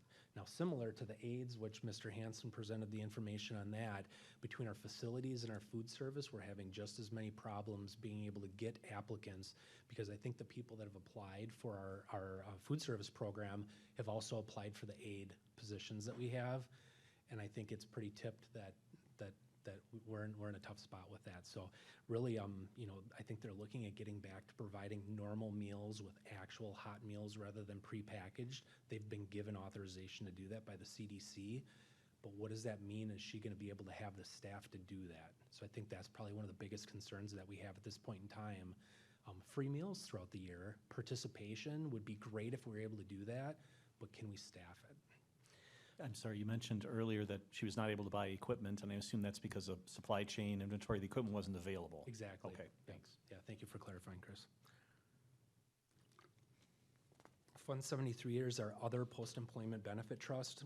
And as we've looked through this year, we're still making, this is in fact one of the ones that I have a couple strings tied to this, is the transfer that we make from the general fund to offset these expenditures and plan for the future.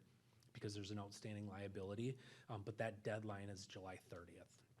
So when we take a look at, when we discuss fund balance in the near future, this is one of those that last year we were able to transfer some additional dollars at this point in time.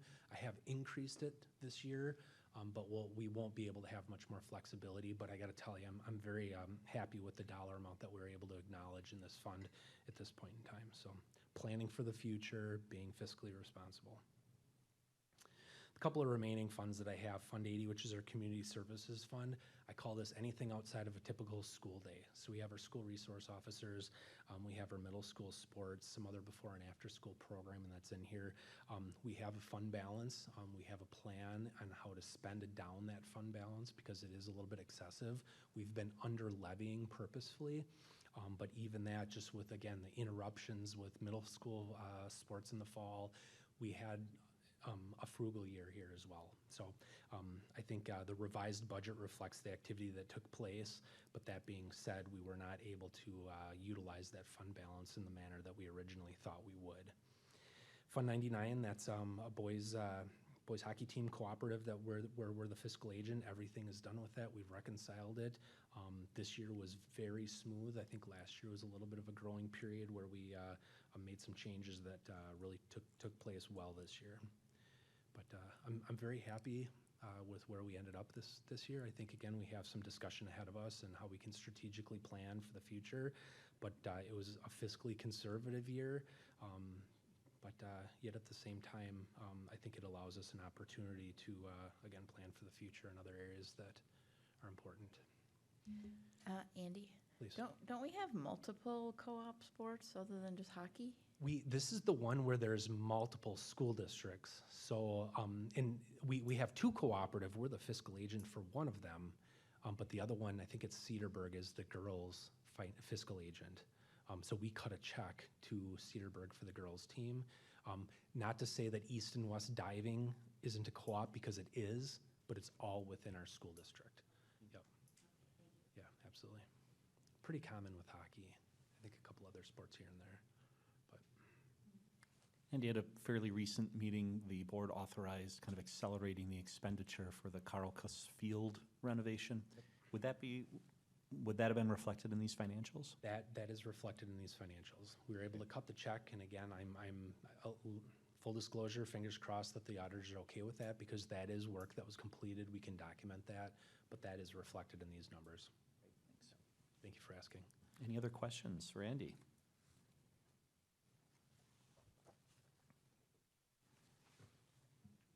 Make a motion to accept the 2020-2021 fiscal year quarter 4 revenue and expenditures in the aggregate as presented. Is there a second? A second. Aaron, thanks for the second. Motion to accept the revenues and expenditures in the aggregate as presented. Any final discussion? All right, hearing none, I will call the roll. Mr. Fisher? Yes. Ms. Justman? Yes. Ms. Dove? Yes. Mr. Ongert is absent. Ms. Schmidt? Yes. Mr. Zweigert votes yes, and Mr. Rebholz? Yes. All right, that motion carries. Thank you. Appreciate the presentation. Thank you. All right, on to our discussion items. We have first reading of some policies recommended for removal and then some new ones, but Superintendent Wimmer will first walk us through the first reading of policies recommended for removal. Thank you. Mr. Ongert, Mr. Zweigert, and Mr. Fisher are members of our policy committee. We've set an aggressive timeline for the year.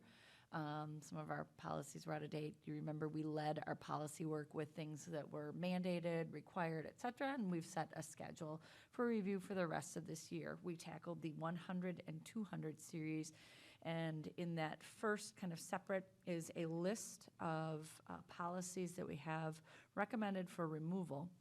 I've included in this, as well as all of our other policy committees, there's a nice kind of dashboard to follow. If you click on that link and follow the committee work from the 7/21 meeting, you can see what's the policy, what was the discussion, the 2 times the committee met, and what was the outcome, so you can kind of follow along in that next steps column there.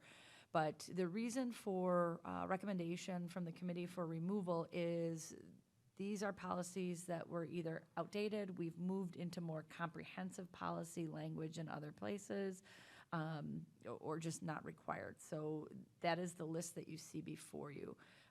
Things like terms of office, the pieces of officers' terms, number of members, vacancies, all those are going to be presented in upcoming policy language that we'll review in a little bit. So that's the reason for removal. Does anyone, I know it's a long list and you've had an opportunity to look that over. Is there any questions that you have around any of those recommendations?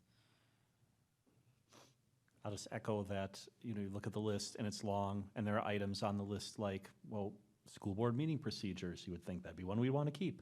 But again, it's really to consolidate, and we think it'll make the policies easier to read. So really, I'm glad we're talking about this. This technically is a first reading, but it really needs to be done kind of in conjunction with the ads. Exactly. And then you'll see on that kind of dashboard, we're showing where are those concepts, where are they going? A lot going into the 130 series, 161, 171. We're showing where is that information going with the review. So again, as Mr. Swigert's saying, not removing concepts, it's being embedded. Any questions around any of those? I know the committee was looking at, again, we'll go through the policies for revision. That's kind of where the meat lies, so to speak. But we were looking as a committee to go ahead and leverage the opportunity to fast track the removal, which allows, if there's no substantive changes, et cetera, that you could look at doing that in 2 readings as we set up the cycle for second or third readings. So any questions, comments, feedback for the team? So this is a discussion item. We'll consider this our first reading. Correct. Looks like there are no other questions. So I think we can then move to our next item, which is the first reading of policies in the 100 and 200 series.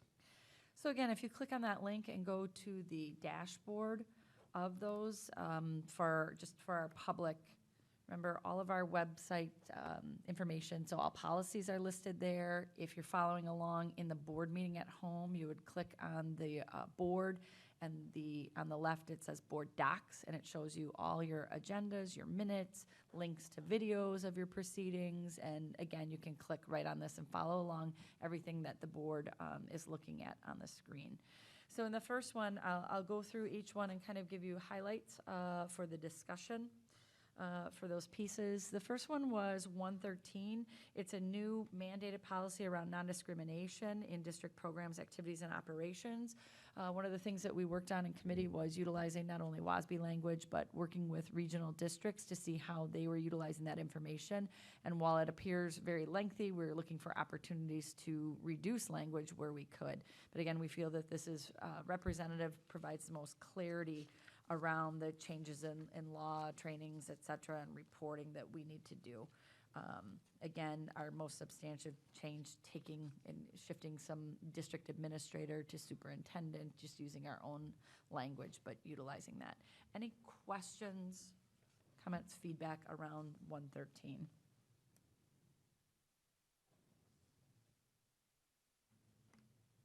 Okay. Hearing none, I'll move us on to 130. Again, we were looking at concepts. This is where we're taking 130, 130.1, 130.2, a nested series of policies, and putting the concepts together into a revised 130. And when you look at that, we're writing policy not just for the board and their operations, whether you're a current board member or future board member, but also public. So we really looked at the concepts of what comprises our board, so who we serve, that we're at large. Some districts go with zoned representative seats, so we're noticing that. So that's a yellow that came from our last committee meeting, so you can see that 7 at-large members. And then breaking it down to responsibilities, election, and term in this policy. And again, nothing different than our current practice, just making sure it's all so stated. Any questions, comments, feedback regarding that content? Any questions?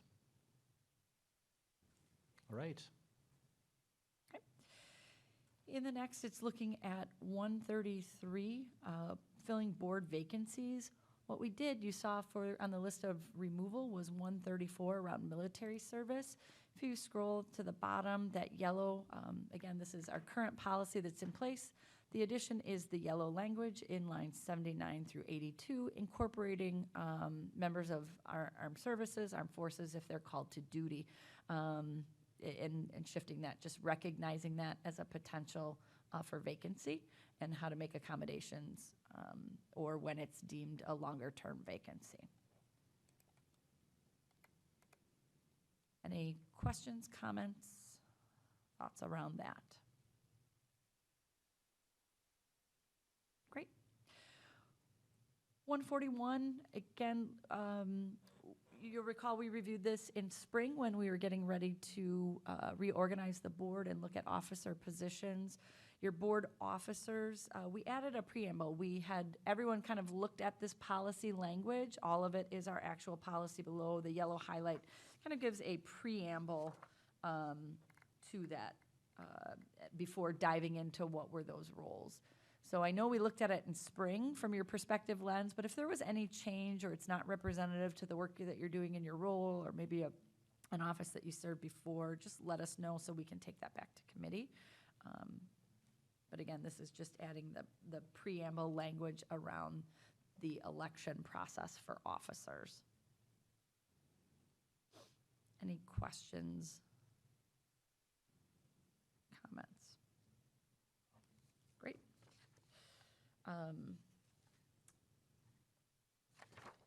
Again, then looking at that next one, 151 was simply an update of the heading.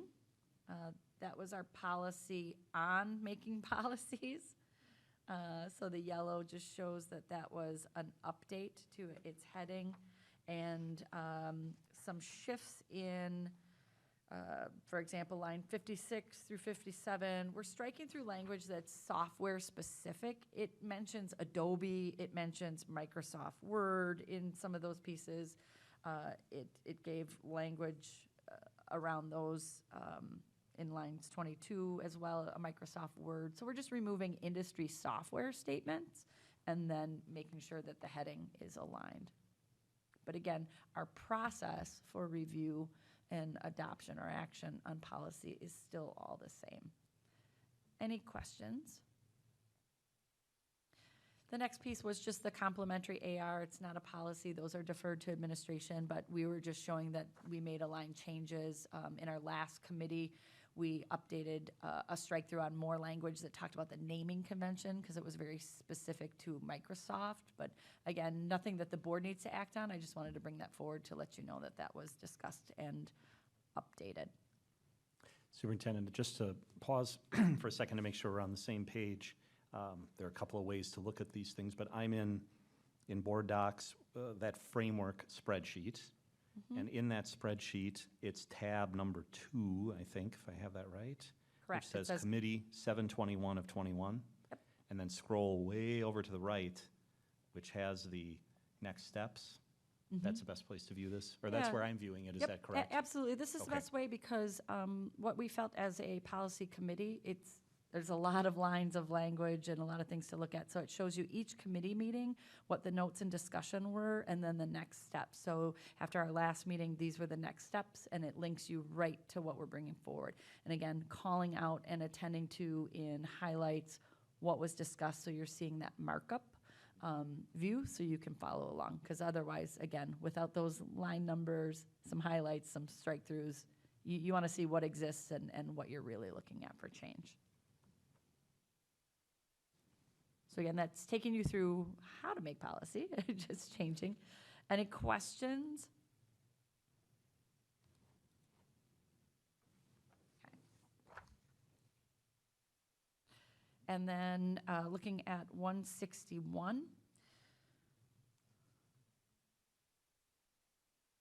161 is looking at board member authority, and Chris was chuckling around speaking on behalf of the board and roles and responsibilities of a board member. And one of the things that we cleaned up, you'll see the strike through language in starting kind of lines 40. We just didn't need to restate around complaints because we already have policy and pieces around that. So we are creating a reference for them to just lead them in the right direction. Again, we felt strongly as a policy team, we want things to be out there, transparent, easily readable, and we don't want them to have to search all over to shop for items. So again, tightening up that language around complaints so it doesn't appear to have two different procedures. Here's our procedure, here's where it is. Any questions around 161 and the shifts on that? Again, that's just tightening up the complaint language. Okay. 164, again, renaming it to be in alignment with WASB, and then we just, a lot of discussion around authorization of the board of incurring expenses and how we get pre-approval for those pieces. You know, you can't just take off to a conference across the country without some pre-approval. There's budgeting work, et cetera. So there was making sure that our practice was there. This is where we started talking about when do you and when don't you capitalize the word school board. But again, the only change on that is the alignment of the title to its actual using the WASB naming conventions, which is the word expense for reimbursement. That's the one change there. Probably not too many questions on a one-word change. 165. When we look at 165, this is board member conduct ethics, again, shifting so that the name is aligned to the WASB naming convention, and then talking about, these are some of the concepts that were nested in other policies, so we reviewed those things. We didn't need to state them twice, but you can see one piece highlighted in yellow. It's lines 17 through 19 in this was around staying informed about current educational issues. There were other policies that we could sunset because it was about being learners as board members, and we felt that it could be nested within this language as one of the duties for the board and stated here. Again, that's new language highlighted in yellow and just aligning the title. Any questions around concepts or those few sentences?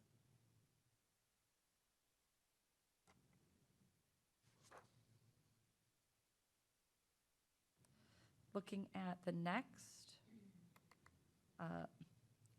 and again, it's funny, I mean, we've had hours and hours of discussion, so I know it seems like you're being silent and critical thinkers, but we've been talking about every single one of these words and lines for quite a while, so this is, you know, a reflection of some really hard work. If you're interested in the in-depth conversation, please see the videos of the policy committee. Looking at 165, again, I think I just went over that one. Sorry, 165.1 is looking at the board member conflicts of interest. This is a new policy. We did not have this, so you don't see any mark-throughs, strike-throughs, et cetera.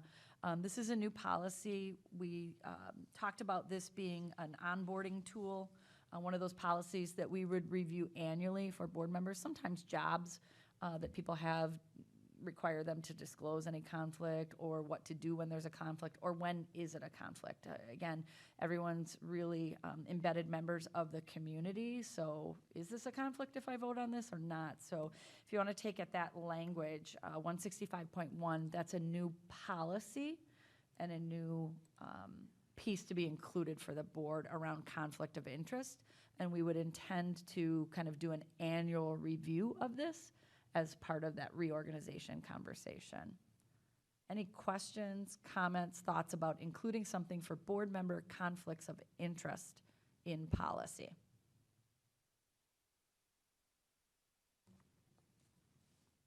And obviously, this is a first reading, so we can dwell on that, but I think the policy committee thought that this was good add.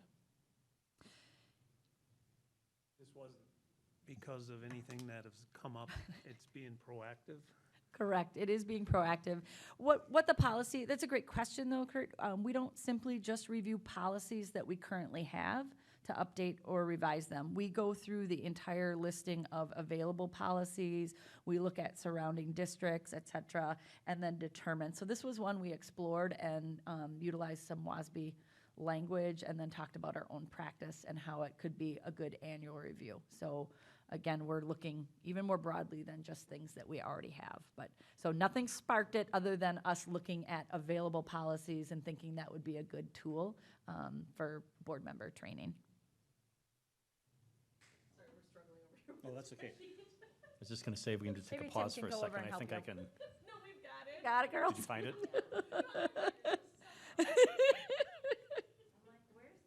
She's like, I can't find the yellow. I'm like, just a minute.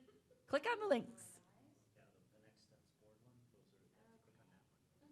Yep. We track every single word across every single conversation. Right? Focused on column K. So again, good reflection from Kurt. We're not just looking at what we have, we're looking more broadly at every kind of option in that and then determining what we should explore. And this was one of those that we felt should be explored and would be a good training tool for board members. So 166, that was on electronic communications. So if you're looking in that one, you should see yellow highlights, lines 27, a one-off in 36. And what we were doing was just talking about the concepts of walking quorum and electronic communications and updating to get rid of the word file server. It's really housed in a different system now. So this was, you can see it was last revised in 2018. It's one that the board's consistently kept up with changing at the times, but these were good ads. We really centered around especially social media and how to train new board members or refreshers for existing board members, those pieces in the conversation. So any questions about those potential revisions? Great.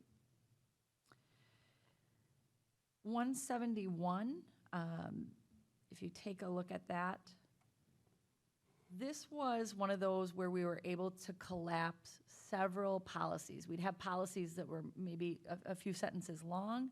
So we put together policy 171 that really talks about board meetings. And we want it to be kind of that one-stop shopping.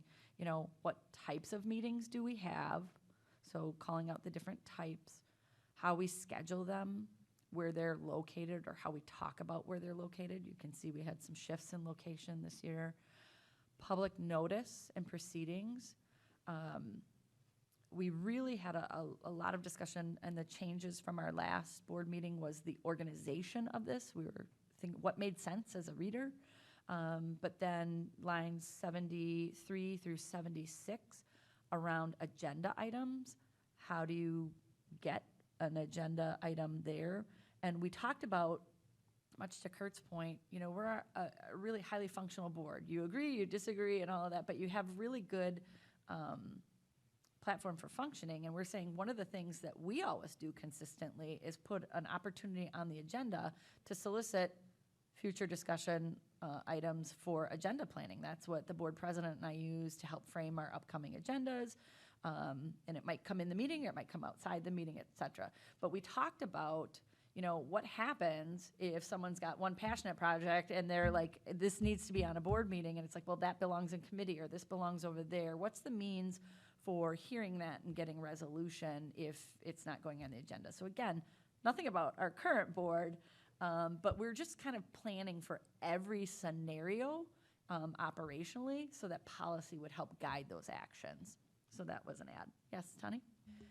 There's the situation during COVID when we were, public comment was, like, we were fortunate enough to have most of our meetings in person, but there were a few where we were doing it via Zoom, and we still wanted to be able to give public participation, and they did it by, I think, being present in the lobby or something.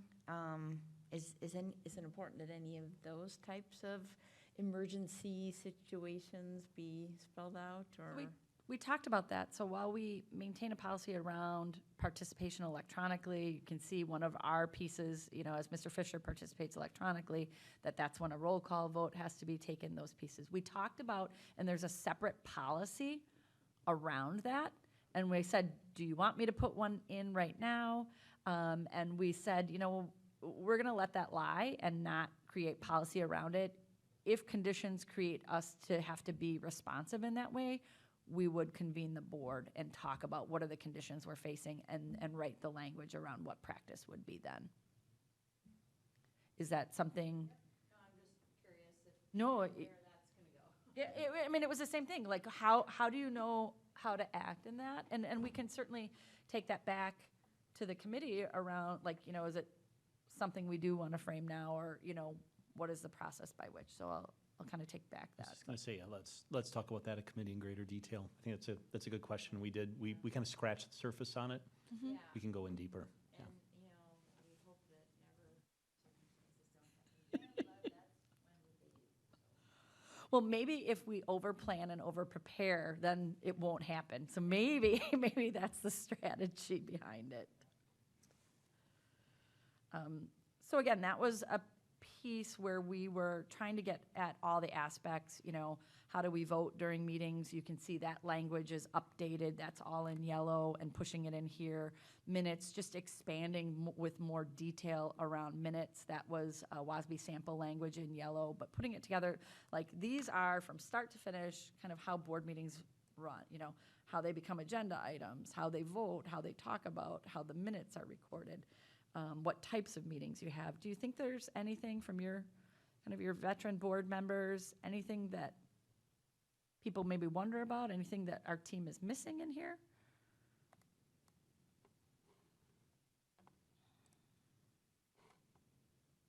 And this was an area where we could remove several policies and kind of organize the information. So if anything comes to you after, let us know, any member of the committee. Looking at the next policy then, 175. This is updated language, and it looks at adding a line. The lines, these should be in yellow, I apologize. Their new language, lines 21 through 23. So there's several ways. Again, an annual meeting is, we didn't want to list it in the other types of board meetings. It is unto itself, and has rules around it. That's where you're turning things over to the electors. But right now, you're scheduling an annual meeting a year in advance, and boy, a lot can change in a year. So one of the options is to ask the electors at our next meeting, which is September 27th, 2021, ask them to authorize the board to declare the annual meeting date. Still all the same notice requirements. You would know, several months in advance kind of thing. But there's so many variables, as you heard Mr. Sarno talk about, we're waiting for this and we're waiting for that. You can make sure you have the pieces of the puzzle. Sometimes years, you're dealing with an unfinished budget at the state level, all of those. What are those pieces? This doesn't have you declaring a year in advance. It has you, again, giving you the authority. This is contingent upon the electors approving that at the next annual meeting. So we would still need to approve it to go in play, but know that the electors have to approve it. And the electors can also call to rescind that as well, but it's just a piece that stays in policy showing when they gave you that authority, and it's around setting the date.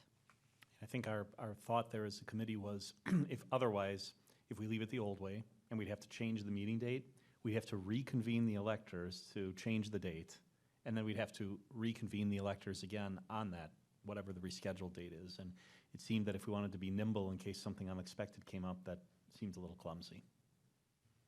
I think that sounds like an excellent idea. I've always thought that was the weirdest thing, that we're planning a meeting a whole year in advance and we just have no idea. And, COVID certainly, taught us maybe that was a little bit far-fetched. So it'd be great if they accept that change this year at the annual meeting so that we can do that. And again, as Chris said, it's hard to come out for any evening meeting. All of our meetings are public and online and those pieces, but then to reconvene you just to do that, like, we want you to come to the meeting where the content is, and so this will be helpful. So we'll have that, you'll see that in September.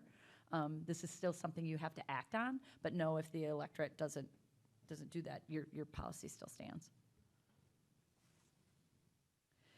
The next one, 181, was rules of order. The only change that you'll see there is in line 8, noting that it goes board president, vice president, or designee. Let's say both our president and vice president were out. We don't want to be stuck there not able to hold a meeting. We want to be able to defer that authority because a quorum is present. So we just added or designee.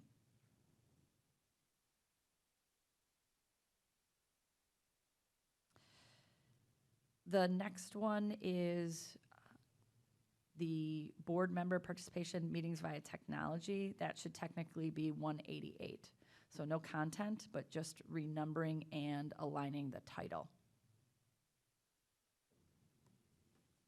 And that renumbering is to bring it more into agreement with WASB template?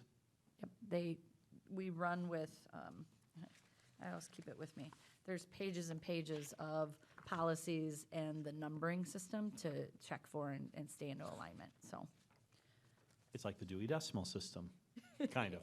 It really is for policies, and that way you know what you're looking for, know how to find things, and know where it should fall. So again, that's no content change. The policy 180, this is one of those where, again, you can look at lots of information consolidated into one policy.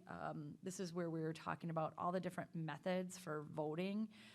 You can see we've updated the language in yellow. This is taking WASB's language and then sunsetting in this policy. We had pieces about the minutes. We had pieces about closed sessions, all of that. We've moved that to other areas and left this one solidly in alignment around the quorum and the voting methods with updated language.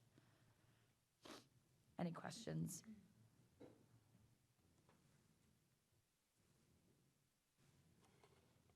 $185 is looking at, there's a mix, I used turquoise to show the board from the committee. 185 was updated, just getting clarity on the different types of times we convene for committees. This policy, remember, is sunset. There was such detail in this. You're going to have this committee. It's going to have this many members, those. This is, and again, those on the policy committee, I just highlighted, we wanted to be in attention to the turquoise that came from our last discussion. So you're just seeing a commingling of new language there. That we believe in having committees. There's some committees that are going to be standing committees. We're going to, as a board, talk about those, just like we did this spring. We talked about all the committees we had. We talked about, does that still meet our purpose? Who's interested in serving on committees? That is an item, and we wanted it so stated because, again, this is how we operate right now, but we wanted it so stated that we have committees, and on an annual basis, board members are going to review, recommend, and approve those. So you slate who's on those committees. And we left ourselves room for, just because you didn't have it then, something might come up, you might need a new committee, and that doesn't preclude you from doing that same thing, bringing it back to the board and implementing that committee. So we've got that preamble, then we talked about standing committees, and then work sessions. Work sessions might come up time to time, and those are different from a committee. Your full board is present for those. So it's talking about those nuances. I think we may have to tweak the language in the latter half of 12 and 13. It says, this does not preclude the board may authorize. I think it's either, it doesn't preclude the board from authorizing, or just the board may authorize additional committees. Yep. Jen, if you can just take that, make that revision, she can do that right now so that the next time we see it, it has Perfect. that. I wouldn't consider that substantive, I just wouldn't. fixing No. that. No, it's really just typographical error. Yep. Great, and then we talked a lot about that next one. It's we looked at, it's around public participation at board meetings. We reviewed WASB's updated language. We reviewed all of those, and even though our our discussion was really lengthy. It was like, we settled right back where we started with our own language. We felt that was really clear as to someone who wanted to participate. Our goal is to encourage participation and an understanding of our public how to participate. The only shift was in line 14, being inclusive of parents and guardians as people who would speak or address the board.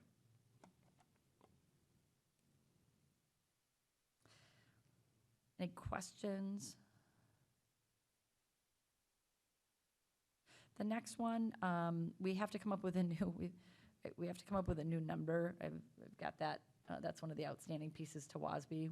Where do I put this? This is something very unique to West Bend, but this is the high school configuration review process. So it was 188, but that's really technology. So they need to come up with a new number for us. So they'll give us a little help with that.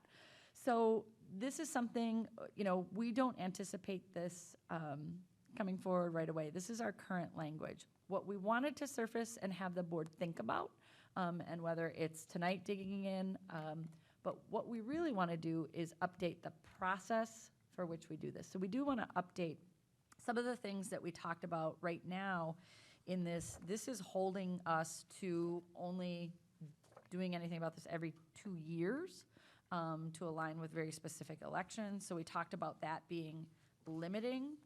We talked about,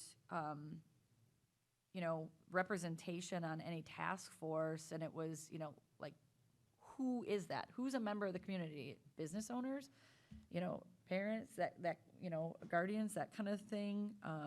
Who is that? Just calling it like it calls out, there needs to be a member of Chamber of Commerce. Like, well, that's a really unusual one-off. I am a member of the Chamber of Commerce. So really kind of, we want involvement in that big of a conversation. And we had a lot of discussion. I'll reiterate it here. I'm sure my fellow committee members would too. This doesn't mean we're looking at it. We're looking at the 100 series. It's part of that review.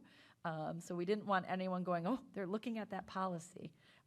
That means they're going to have this conversation next.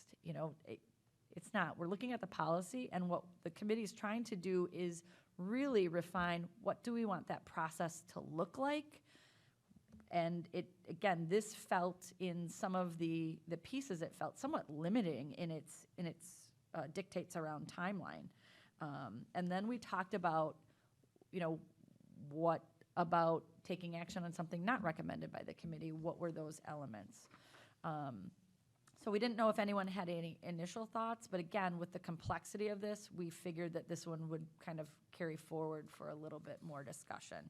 So if you have any feedback for the committee, we're certainly happy to take it tonight around this policy, but know that we anticipate it coming forward again.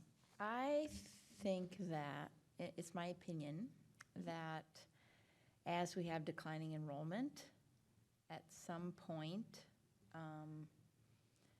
there's going to be a number of students at the high school that it just makes sense to have one school instead of two. And I would like us to consider predetermining what that number would be so that that number triggers the either discussion or so that way it's tied to something logical and not emotional from the people sitting here or in the whatever committees or groups are weighing in. So if anything, the group would decide in advance, okay, what's the triggered student population going to be at the high school? One of the pieces the committee talked about as well is, while it's a unique situation, districts have dealt with adding a high school, reducing a high school, those kinds of pieces. So what was their process and path, and what did that look like to try and learn from? Because, there's certainly some who chose to stay with one comprehensive, so what were the unintended consequences of that? And then there's a lot of myths that surround, like, oh, this is why sports runs this way or doesn't. It's like, there's some opportunities, as you were talking about tonight. We have co-ops across schools. There's other opportunities. So understanding and maybe surfacing some of what those myths were, so that we can really dig in and do a little back-end work too. I think we said that would help lead us to make sure that there was a robust process around it to refine the policy.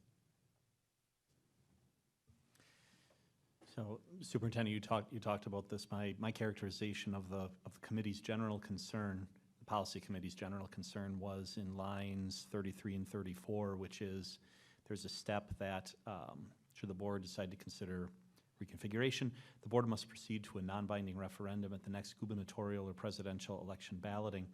And the challenge there is a gubernatorial election or presidential, by my math, happens every other year. So if you miss that window, we've blacked out the next 2 years, no matter what we may want to do. And that doesn't seem like that's really the intent. I think I'm guessing that the intent of that is we want to be sure that the public has opportunity for input, and generally gubernatorial and presidential elections, draw more voters. But I don't want to sacrifice the ability for the public to participate. But if we can ensure that in a different way, I don't know that we should artificially create for ourselves as a board a 2-year blackout period. That's probably more my characterization, but I think similar thoughts were expressed by the other policy committee members, and if there are objections or we think, oh no, it's got to stick with the gubernatorial presidential election, I'd love to hear that feedback. Otherwise, I think that's something where we might propose different wording for the board to consider. I think this is going to look a lot like if and when this happens. I'm not saying it is. This is going to look a lot like a referendum topic. Just as far as the community engagement and us making sure that we communicate effectively and comprehensively with what all the issues are. And I think the reason for this in lines 33 and 34 is because there have been people in the past that use the excuse of, oh, you're just trying to hide this in a spring election that has lower participation. So, I'm in favor of keeping it with those two, but it does require us to do much more planning, like you said, and create a process that happens in advance of that, so that if we do decide it's something that's got to go on the ballot, that there's been a chance for everyone to become educated with all the factors. So I guess just one other comment. I mean, while I appreciate that there's a lot of emotion and heart and soul into this, I mean, at some point in time, I would assume that there's going to be, if enrollment continues to decline, there's going to be a financial burden that will happen. So, I mean, I do think your point in like, what is that tipping point is critical. And, I think that as much as West Bend loves the two schools, I think they love to save money all the more. I'm just guessing, but that would seem to be the case with most of our voters. So, if we're being hammered constantly about keeping the mill rate down and keeping our expenditures down and not necessarily moving forward with some of our referendum items because we need to pay off debt before we can move forward, I'd be hard-pressed as a taxpayer to vote to continue to keep two schools if it became financially a burden to people. So, I mean, I do think there's a critical piece to that. Now, I'm not suggesting that's where we're at, as you weren't either, but I do think that's a critical piece to keep in mind. So when we're talking about what is the number or what is the tipping point, I do think that, it'd be critical for future boards to be able to see the financial ramifications of, what does that look like? So to keep two schools, it costs us an extra, I don't know, $50,000 a year, or maybe it doesn't at all. I don't know that answer. So I just think that might be another critical piece to look at in the future for future boards. At least we can clean up the policy and set a process for them. Just set up that policy and get it all straightened out, and then, whatever happens after 2024 is fine. Thanks, you're so supportive. I like Tani's idea of having some sort of metric to tie that to. But I also don't like the 2-year blackout period, because if we do tie it to some sort of metric, and then we have 2 years to make some sort of change, if now maybe you aren't fielding sports teams because there's not enough people for them in those 2 years, or other activities or clubs. So I think that's an important point too. And we talked about that at committee. That was one of those kind of myths, like when does or doesn't it impact opportunities for students? Because again, as every bit as we want to be fiscally responsible, you know, the community also values opportunities for its students, and making sure that we have that. So when does it impact those pieces? Right, and I think it's already like top of mind, like there was only one East softball team, there was not JV and varsity. They had trouble fielding a West soccer team. So I think we should be thinking, I mean, declining enrollment's top of mind when you're not being able to field teams. I've even heard that in the middle school for basketball, for example, because of the limited court time we have, the feeder programs for East and West, those kids, you know, they've each got an hour, for example, on the court, and oh, well, the East won't go on the court until West is done. And, well, that blocks off 2 hours of time instead of 1 if they were all on a united team. So I think people think that having 2 schools increases opportunities, but I'm starting to see circumstances where having 2 schools reduces opportunities, and I think is that possibly what you were saying too. So we need to be able to see both sides. So making sure we include that as part of the process, as you said, not just enrollment, financial, but an opportunity cost and what that might be as part of the exploration and process. Great. Again, we knew this one would be really complex, and we also wanted to make sure as a committee that we're soliciting you know, other administrators, some of our high school staff, et cetera, to, you know, help inform creation of what this process should be. So it's just kind of a first step. So don't, you know, expect any swift action on this. We wanted to take our time digging in. So this is that first step. Well, I'm at the risk of repeating ourselves, but I will do that. The only reason we're talking about this is because this policy is one that's coming up for review. There is no item on our agenda discussing the potential combination. Right. One, there is not. But the best time to talk about the policies that deal with these types of situations is when it's not an issue in front of us. And so I just wanted to stress that. Absolutely. Great.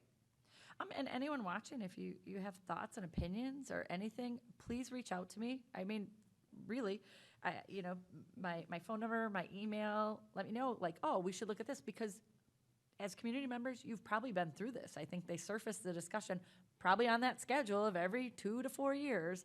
You know, what does that look like? What do you wish that you knew or were part of the discussion? What did you feel or not feel that you had?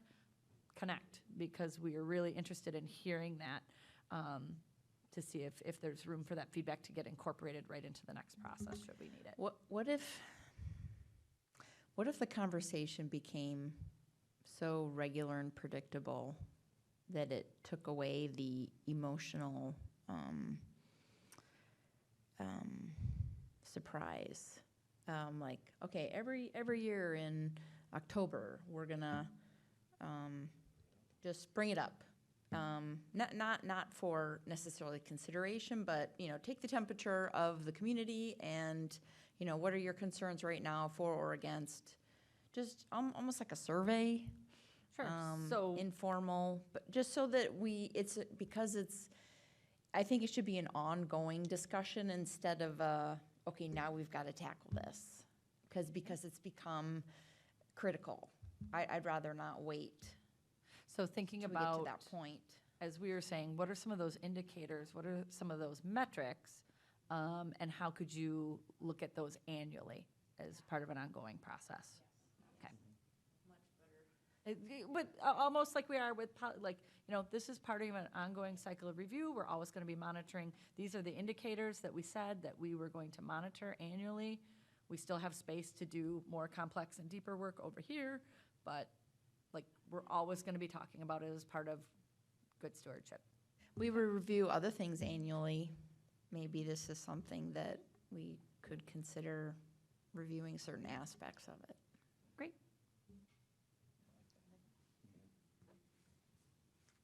Again, I think on a broader scale, as good stewards of the community, knowing that we're going into a situation of declining enrollment, I think we've got a broader opportunity to look at building utilization, and not that you want to redistrict on a whim, but just like we're having the conversation potentially about the high school, should we not be doing something similar with the elementary schools? Are we out of balance someplace?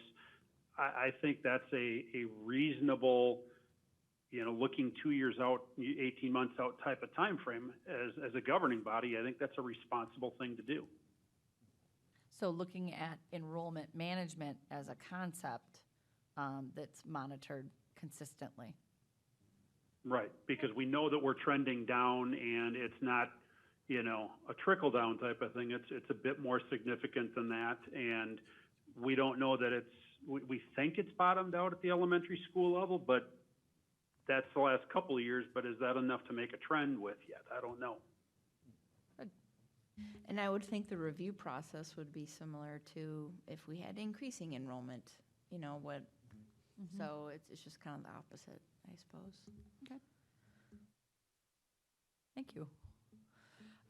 We'll take that back to committee, and again, we'll be soliciting more feedback and input as we look at having continued conversation here.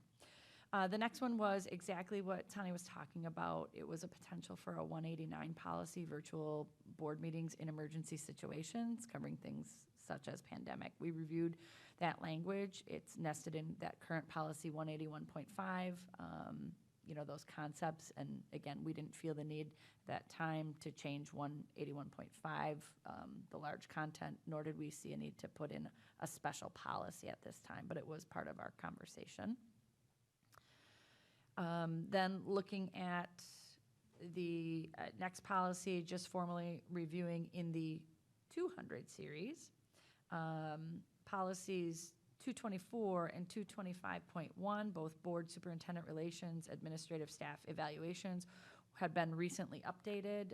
They're still reflective of current practice policy language. We reviewed them. However, we recommend no changes on that. And the last in the 200 series was policy 260. It was formally through policy talking about having a person in charge. We reviewed recommended language, and in the end, we talked about it's not mandated, it's not necessary. The language really more belongs in a handbook of practice for the administrators, that when you're leaving for school business or something like that, there's someone on premises or alerted, the next door school or someone at central office, that there's always a go-to in charge. So that's just standard practice. We didn't feel a need for policy on that, so that was part of that removal. And that was just updated from our first iteration where we were thinking about should we revise it, and then we shifted it again to that remove list, which you saw there. And that was just different in between our two committee meetings. And that, in a very, doesn't feel like it, brief nutshell, was about 6 hours of conversation and work from the policy committee. So, thank you to them for their careful review. Like I said, down to the comma, the word, the concept is the depth. So, and again, thank you to the board for, even though you're not on that committee, kind of monitoring, watching the work evolve, and then giving us your opinions to go back. I was going to say, just a reminder procedurally for the public, so maybe there weren't many questions asked about every single policy, but the process is really designed that this is supposed to be kind of the first exposure to it, both for the public and for the other board members. So we'll have a second opportunity and perhaps a third to look at this. So if anyone has additional comments or thoughts, we'll have more opportunity for that input to be received by the board at the next meeting. Yep, absolutely. And if anyone has any individual questions, something you think of, feel free to reach out. We'll be having and scheduling an August board policy committee meeting, but you'll also see these again at minimally your next August meeting, and then potential at that third reading and action at the second August meeting as well. So that's our timeline for this slate. And we will be going out of order just to forecast that. We didn't want to be in attention to the next series would be 3 and 400. It deals solidly with students, instruction, All the ones that we needed were relatively up to date. There's nothing out of date that's mandated, et cetera. But the policy committee felt really strongly that we should wait for school to be back in session so that the ones around instruction, all of that, school was in session. We had more regular lines of communication with our families in that. So we'll be, for that reason, taking on the 600 series would be our next work, which is financial operations. So Andy's really excited about that. So without further questions, that's all I have regarding policies. All right. Thanks to the board for going through those, and thanks for taking us on the tour, Superintendent Wimmer. Our future agenda items. So for our board meeting calendar, we have meetings scheduled on the following dates. August 3rd, our curriculum committee. August 9th and August 23rd will be regular board meetings. And although it has yet to be scheduled, there will be a policy committee meeting sometime in August. Stay tuned for that. Any questions on the calendar? Items for follow-up and communication, then. This is the opportunity. If anybody has agenda items you want to see on a future agenda, either can bring them up now or else pass them along to Superintendent Wimmer or to me. Any items at this point? All right. Hearing none, is there any other business at this point to come before the board? If not, then I would make the following motion. I move to adjourn into executive session pursuant to Wisconsin Statutes 19.851C to consider employment, promotion, compensation, or performance evaluation data of any public employee over which the governmental body has jurisdiction or exercises responsibility, and take such action if necessary based on its discussion, namely employee personnel matters and compensation. Is there a second? Second. Thank you, Nancy. Motion and second to adjourn into executive session. Any final discussion? Hearing none, I will call the roll. Ms. Justman? Yes. Mr. Fisher? Yes. Mr. Ebholtz? Yes. Ms. Dove? Yes. Mr. Ongert is absent. Mr. Swiger votes yes. Ms. Schmidt? Yes. Thank you. That motion carries. We are adjourned into executive session. Thank you, everyone. Where would you like to? Yeah. And where would we?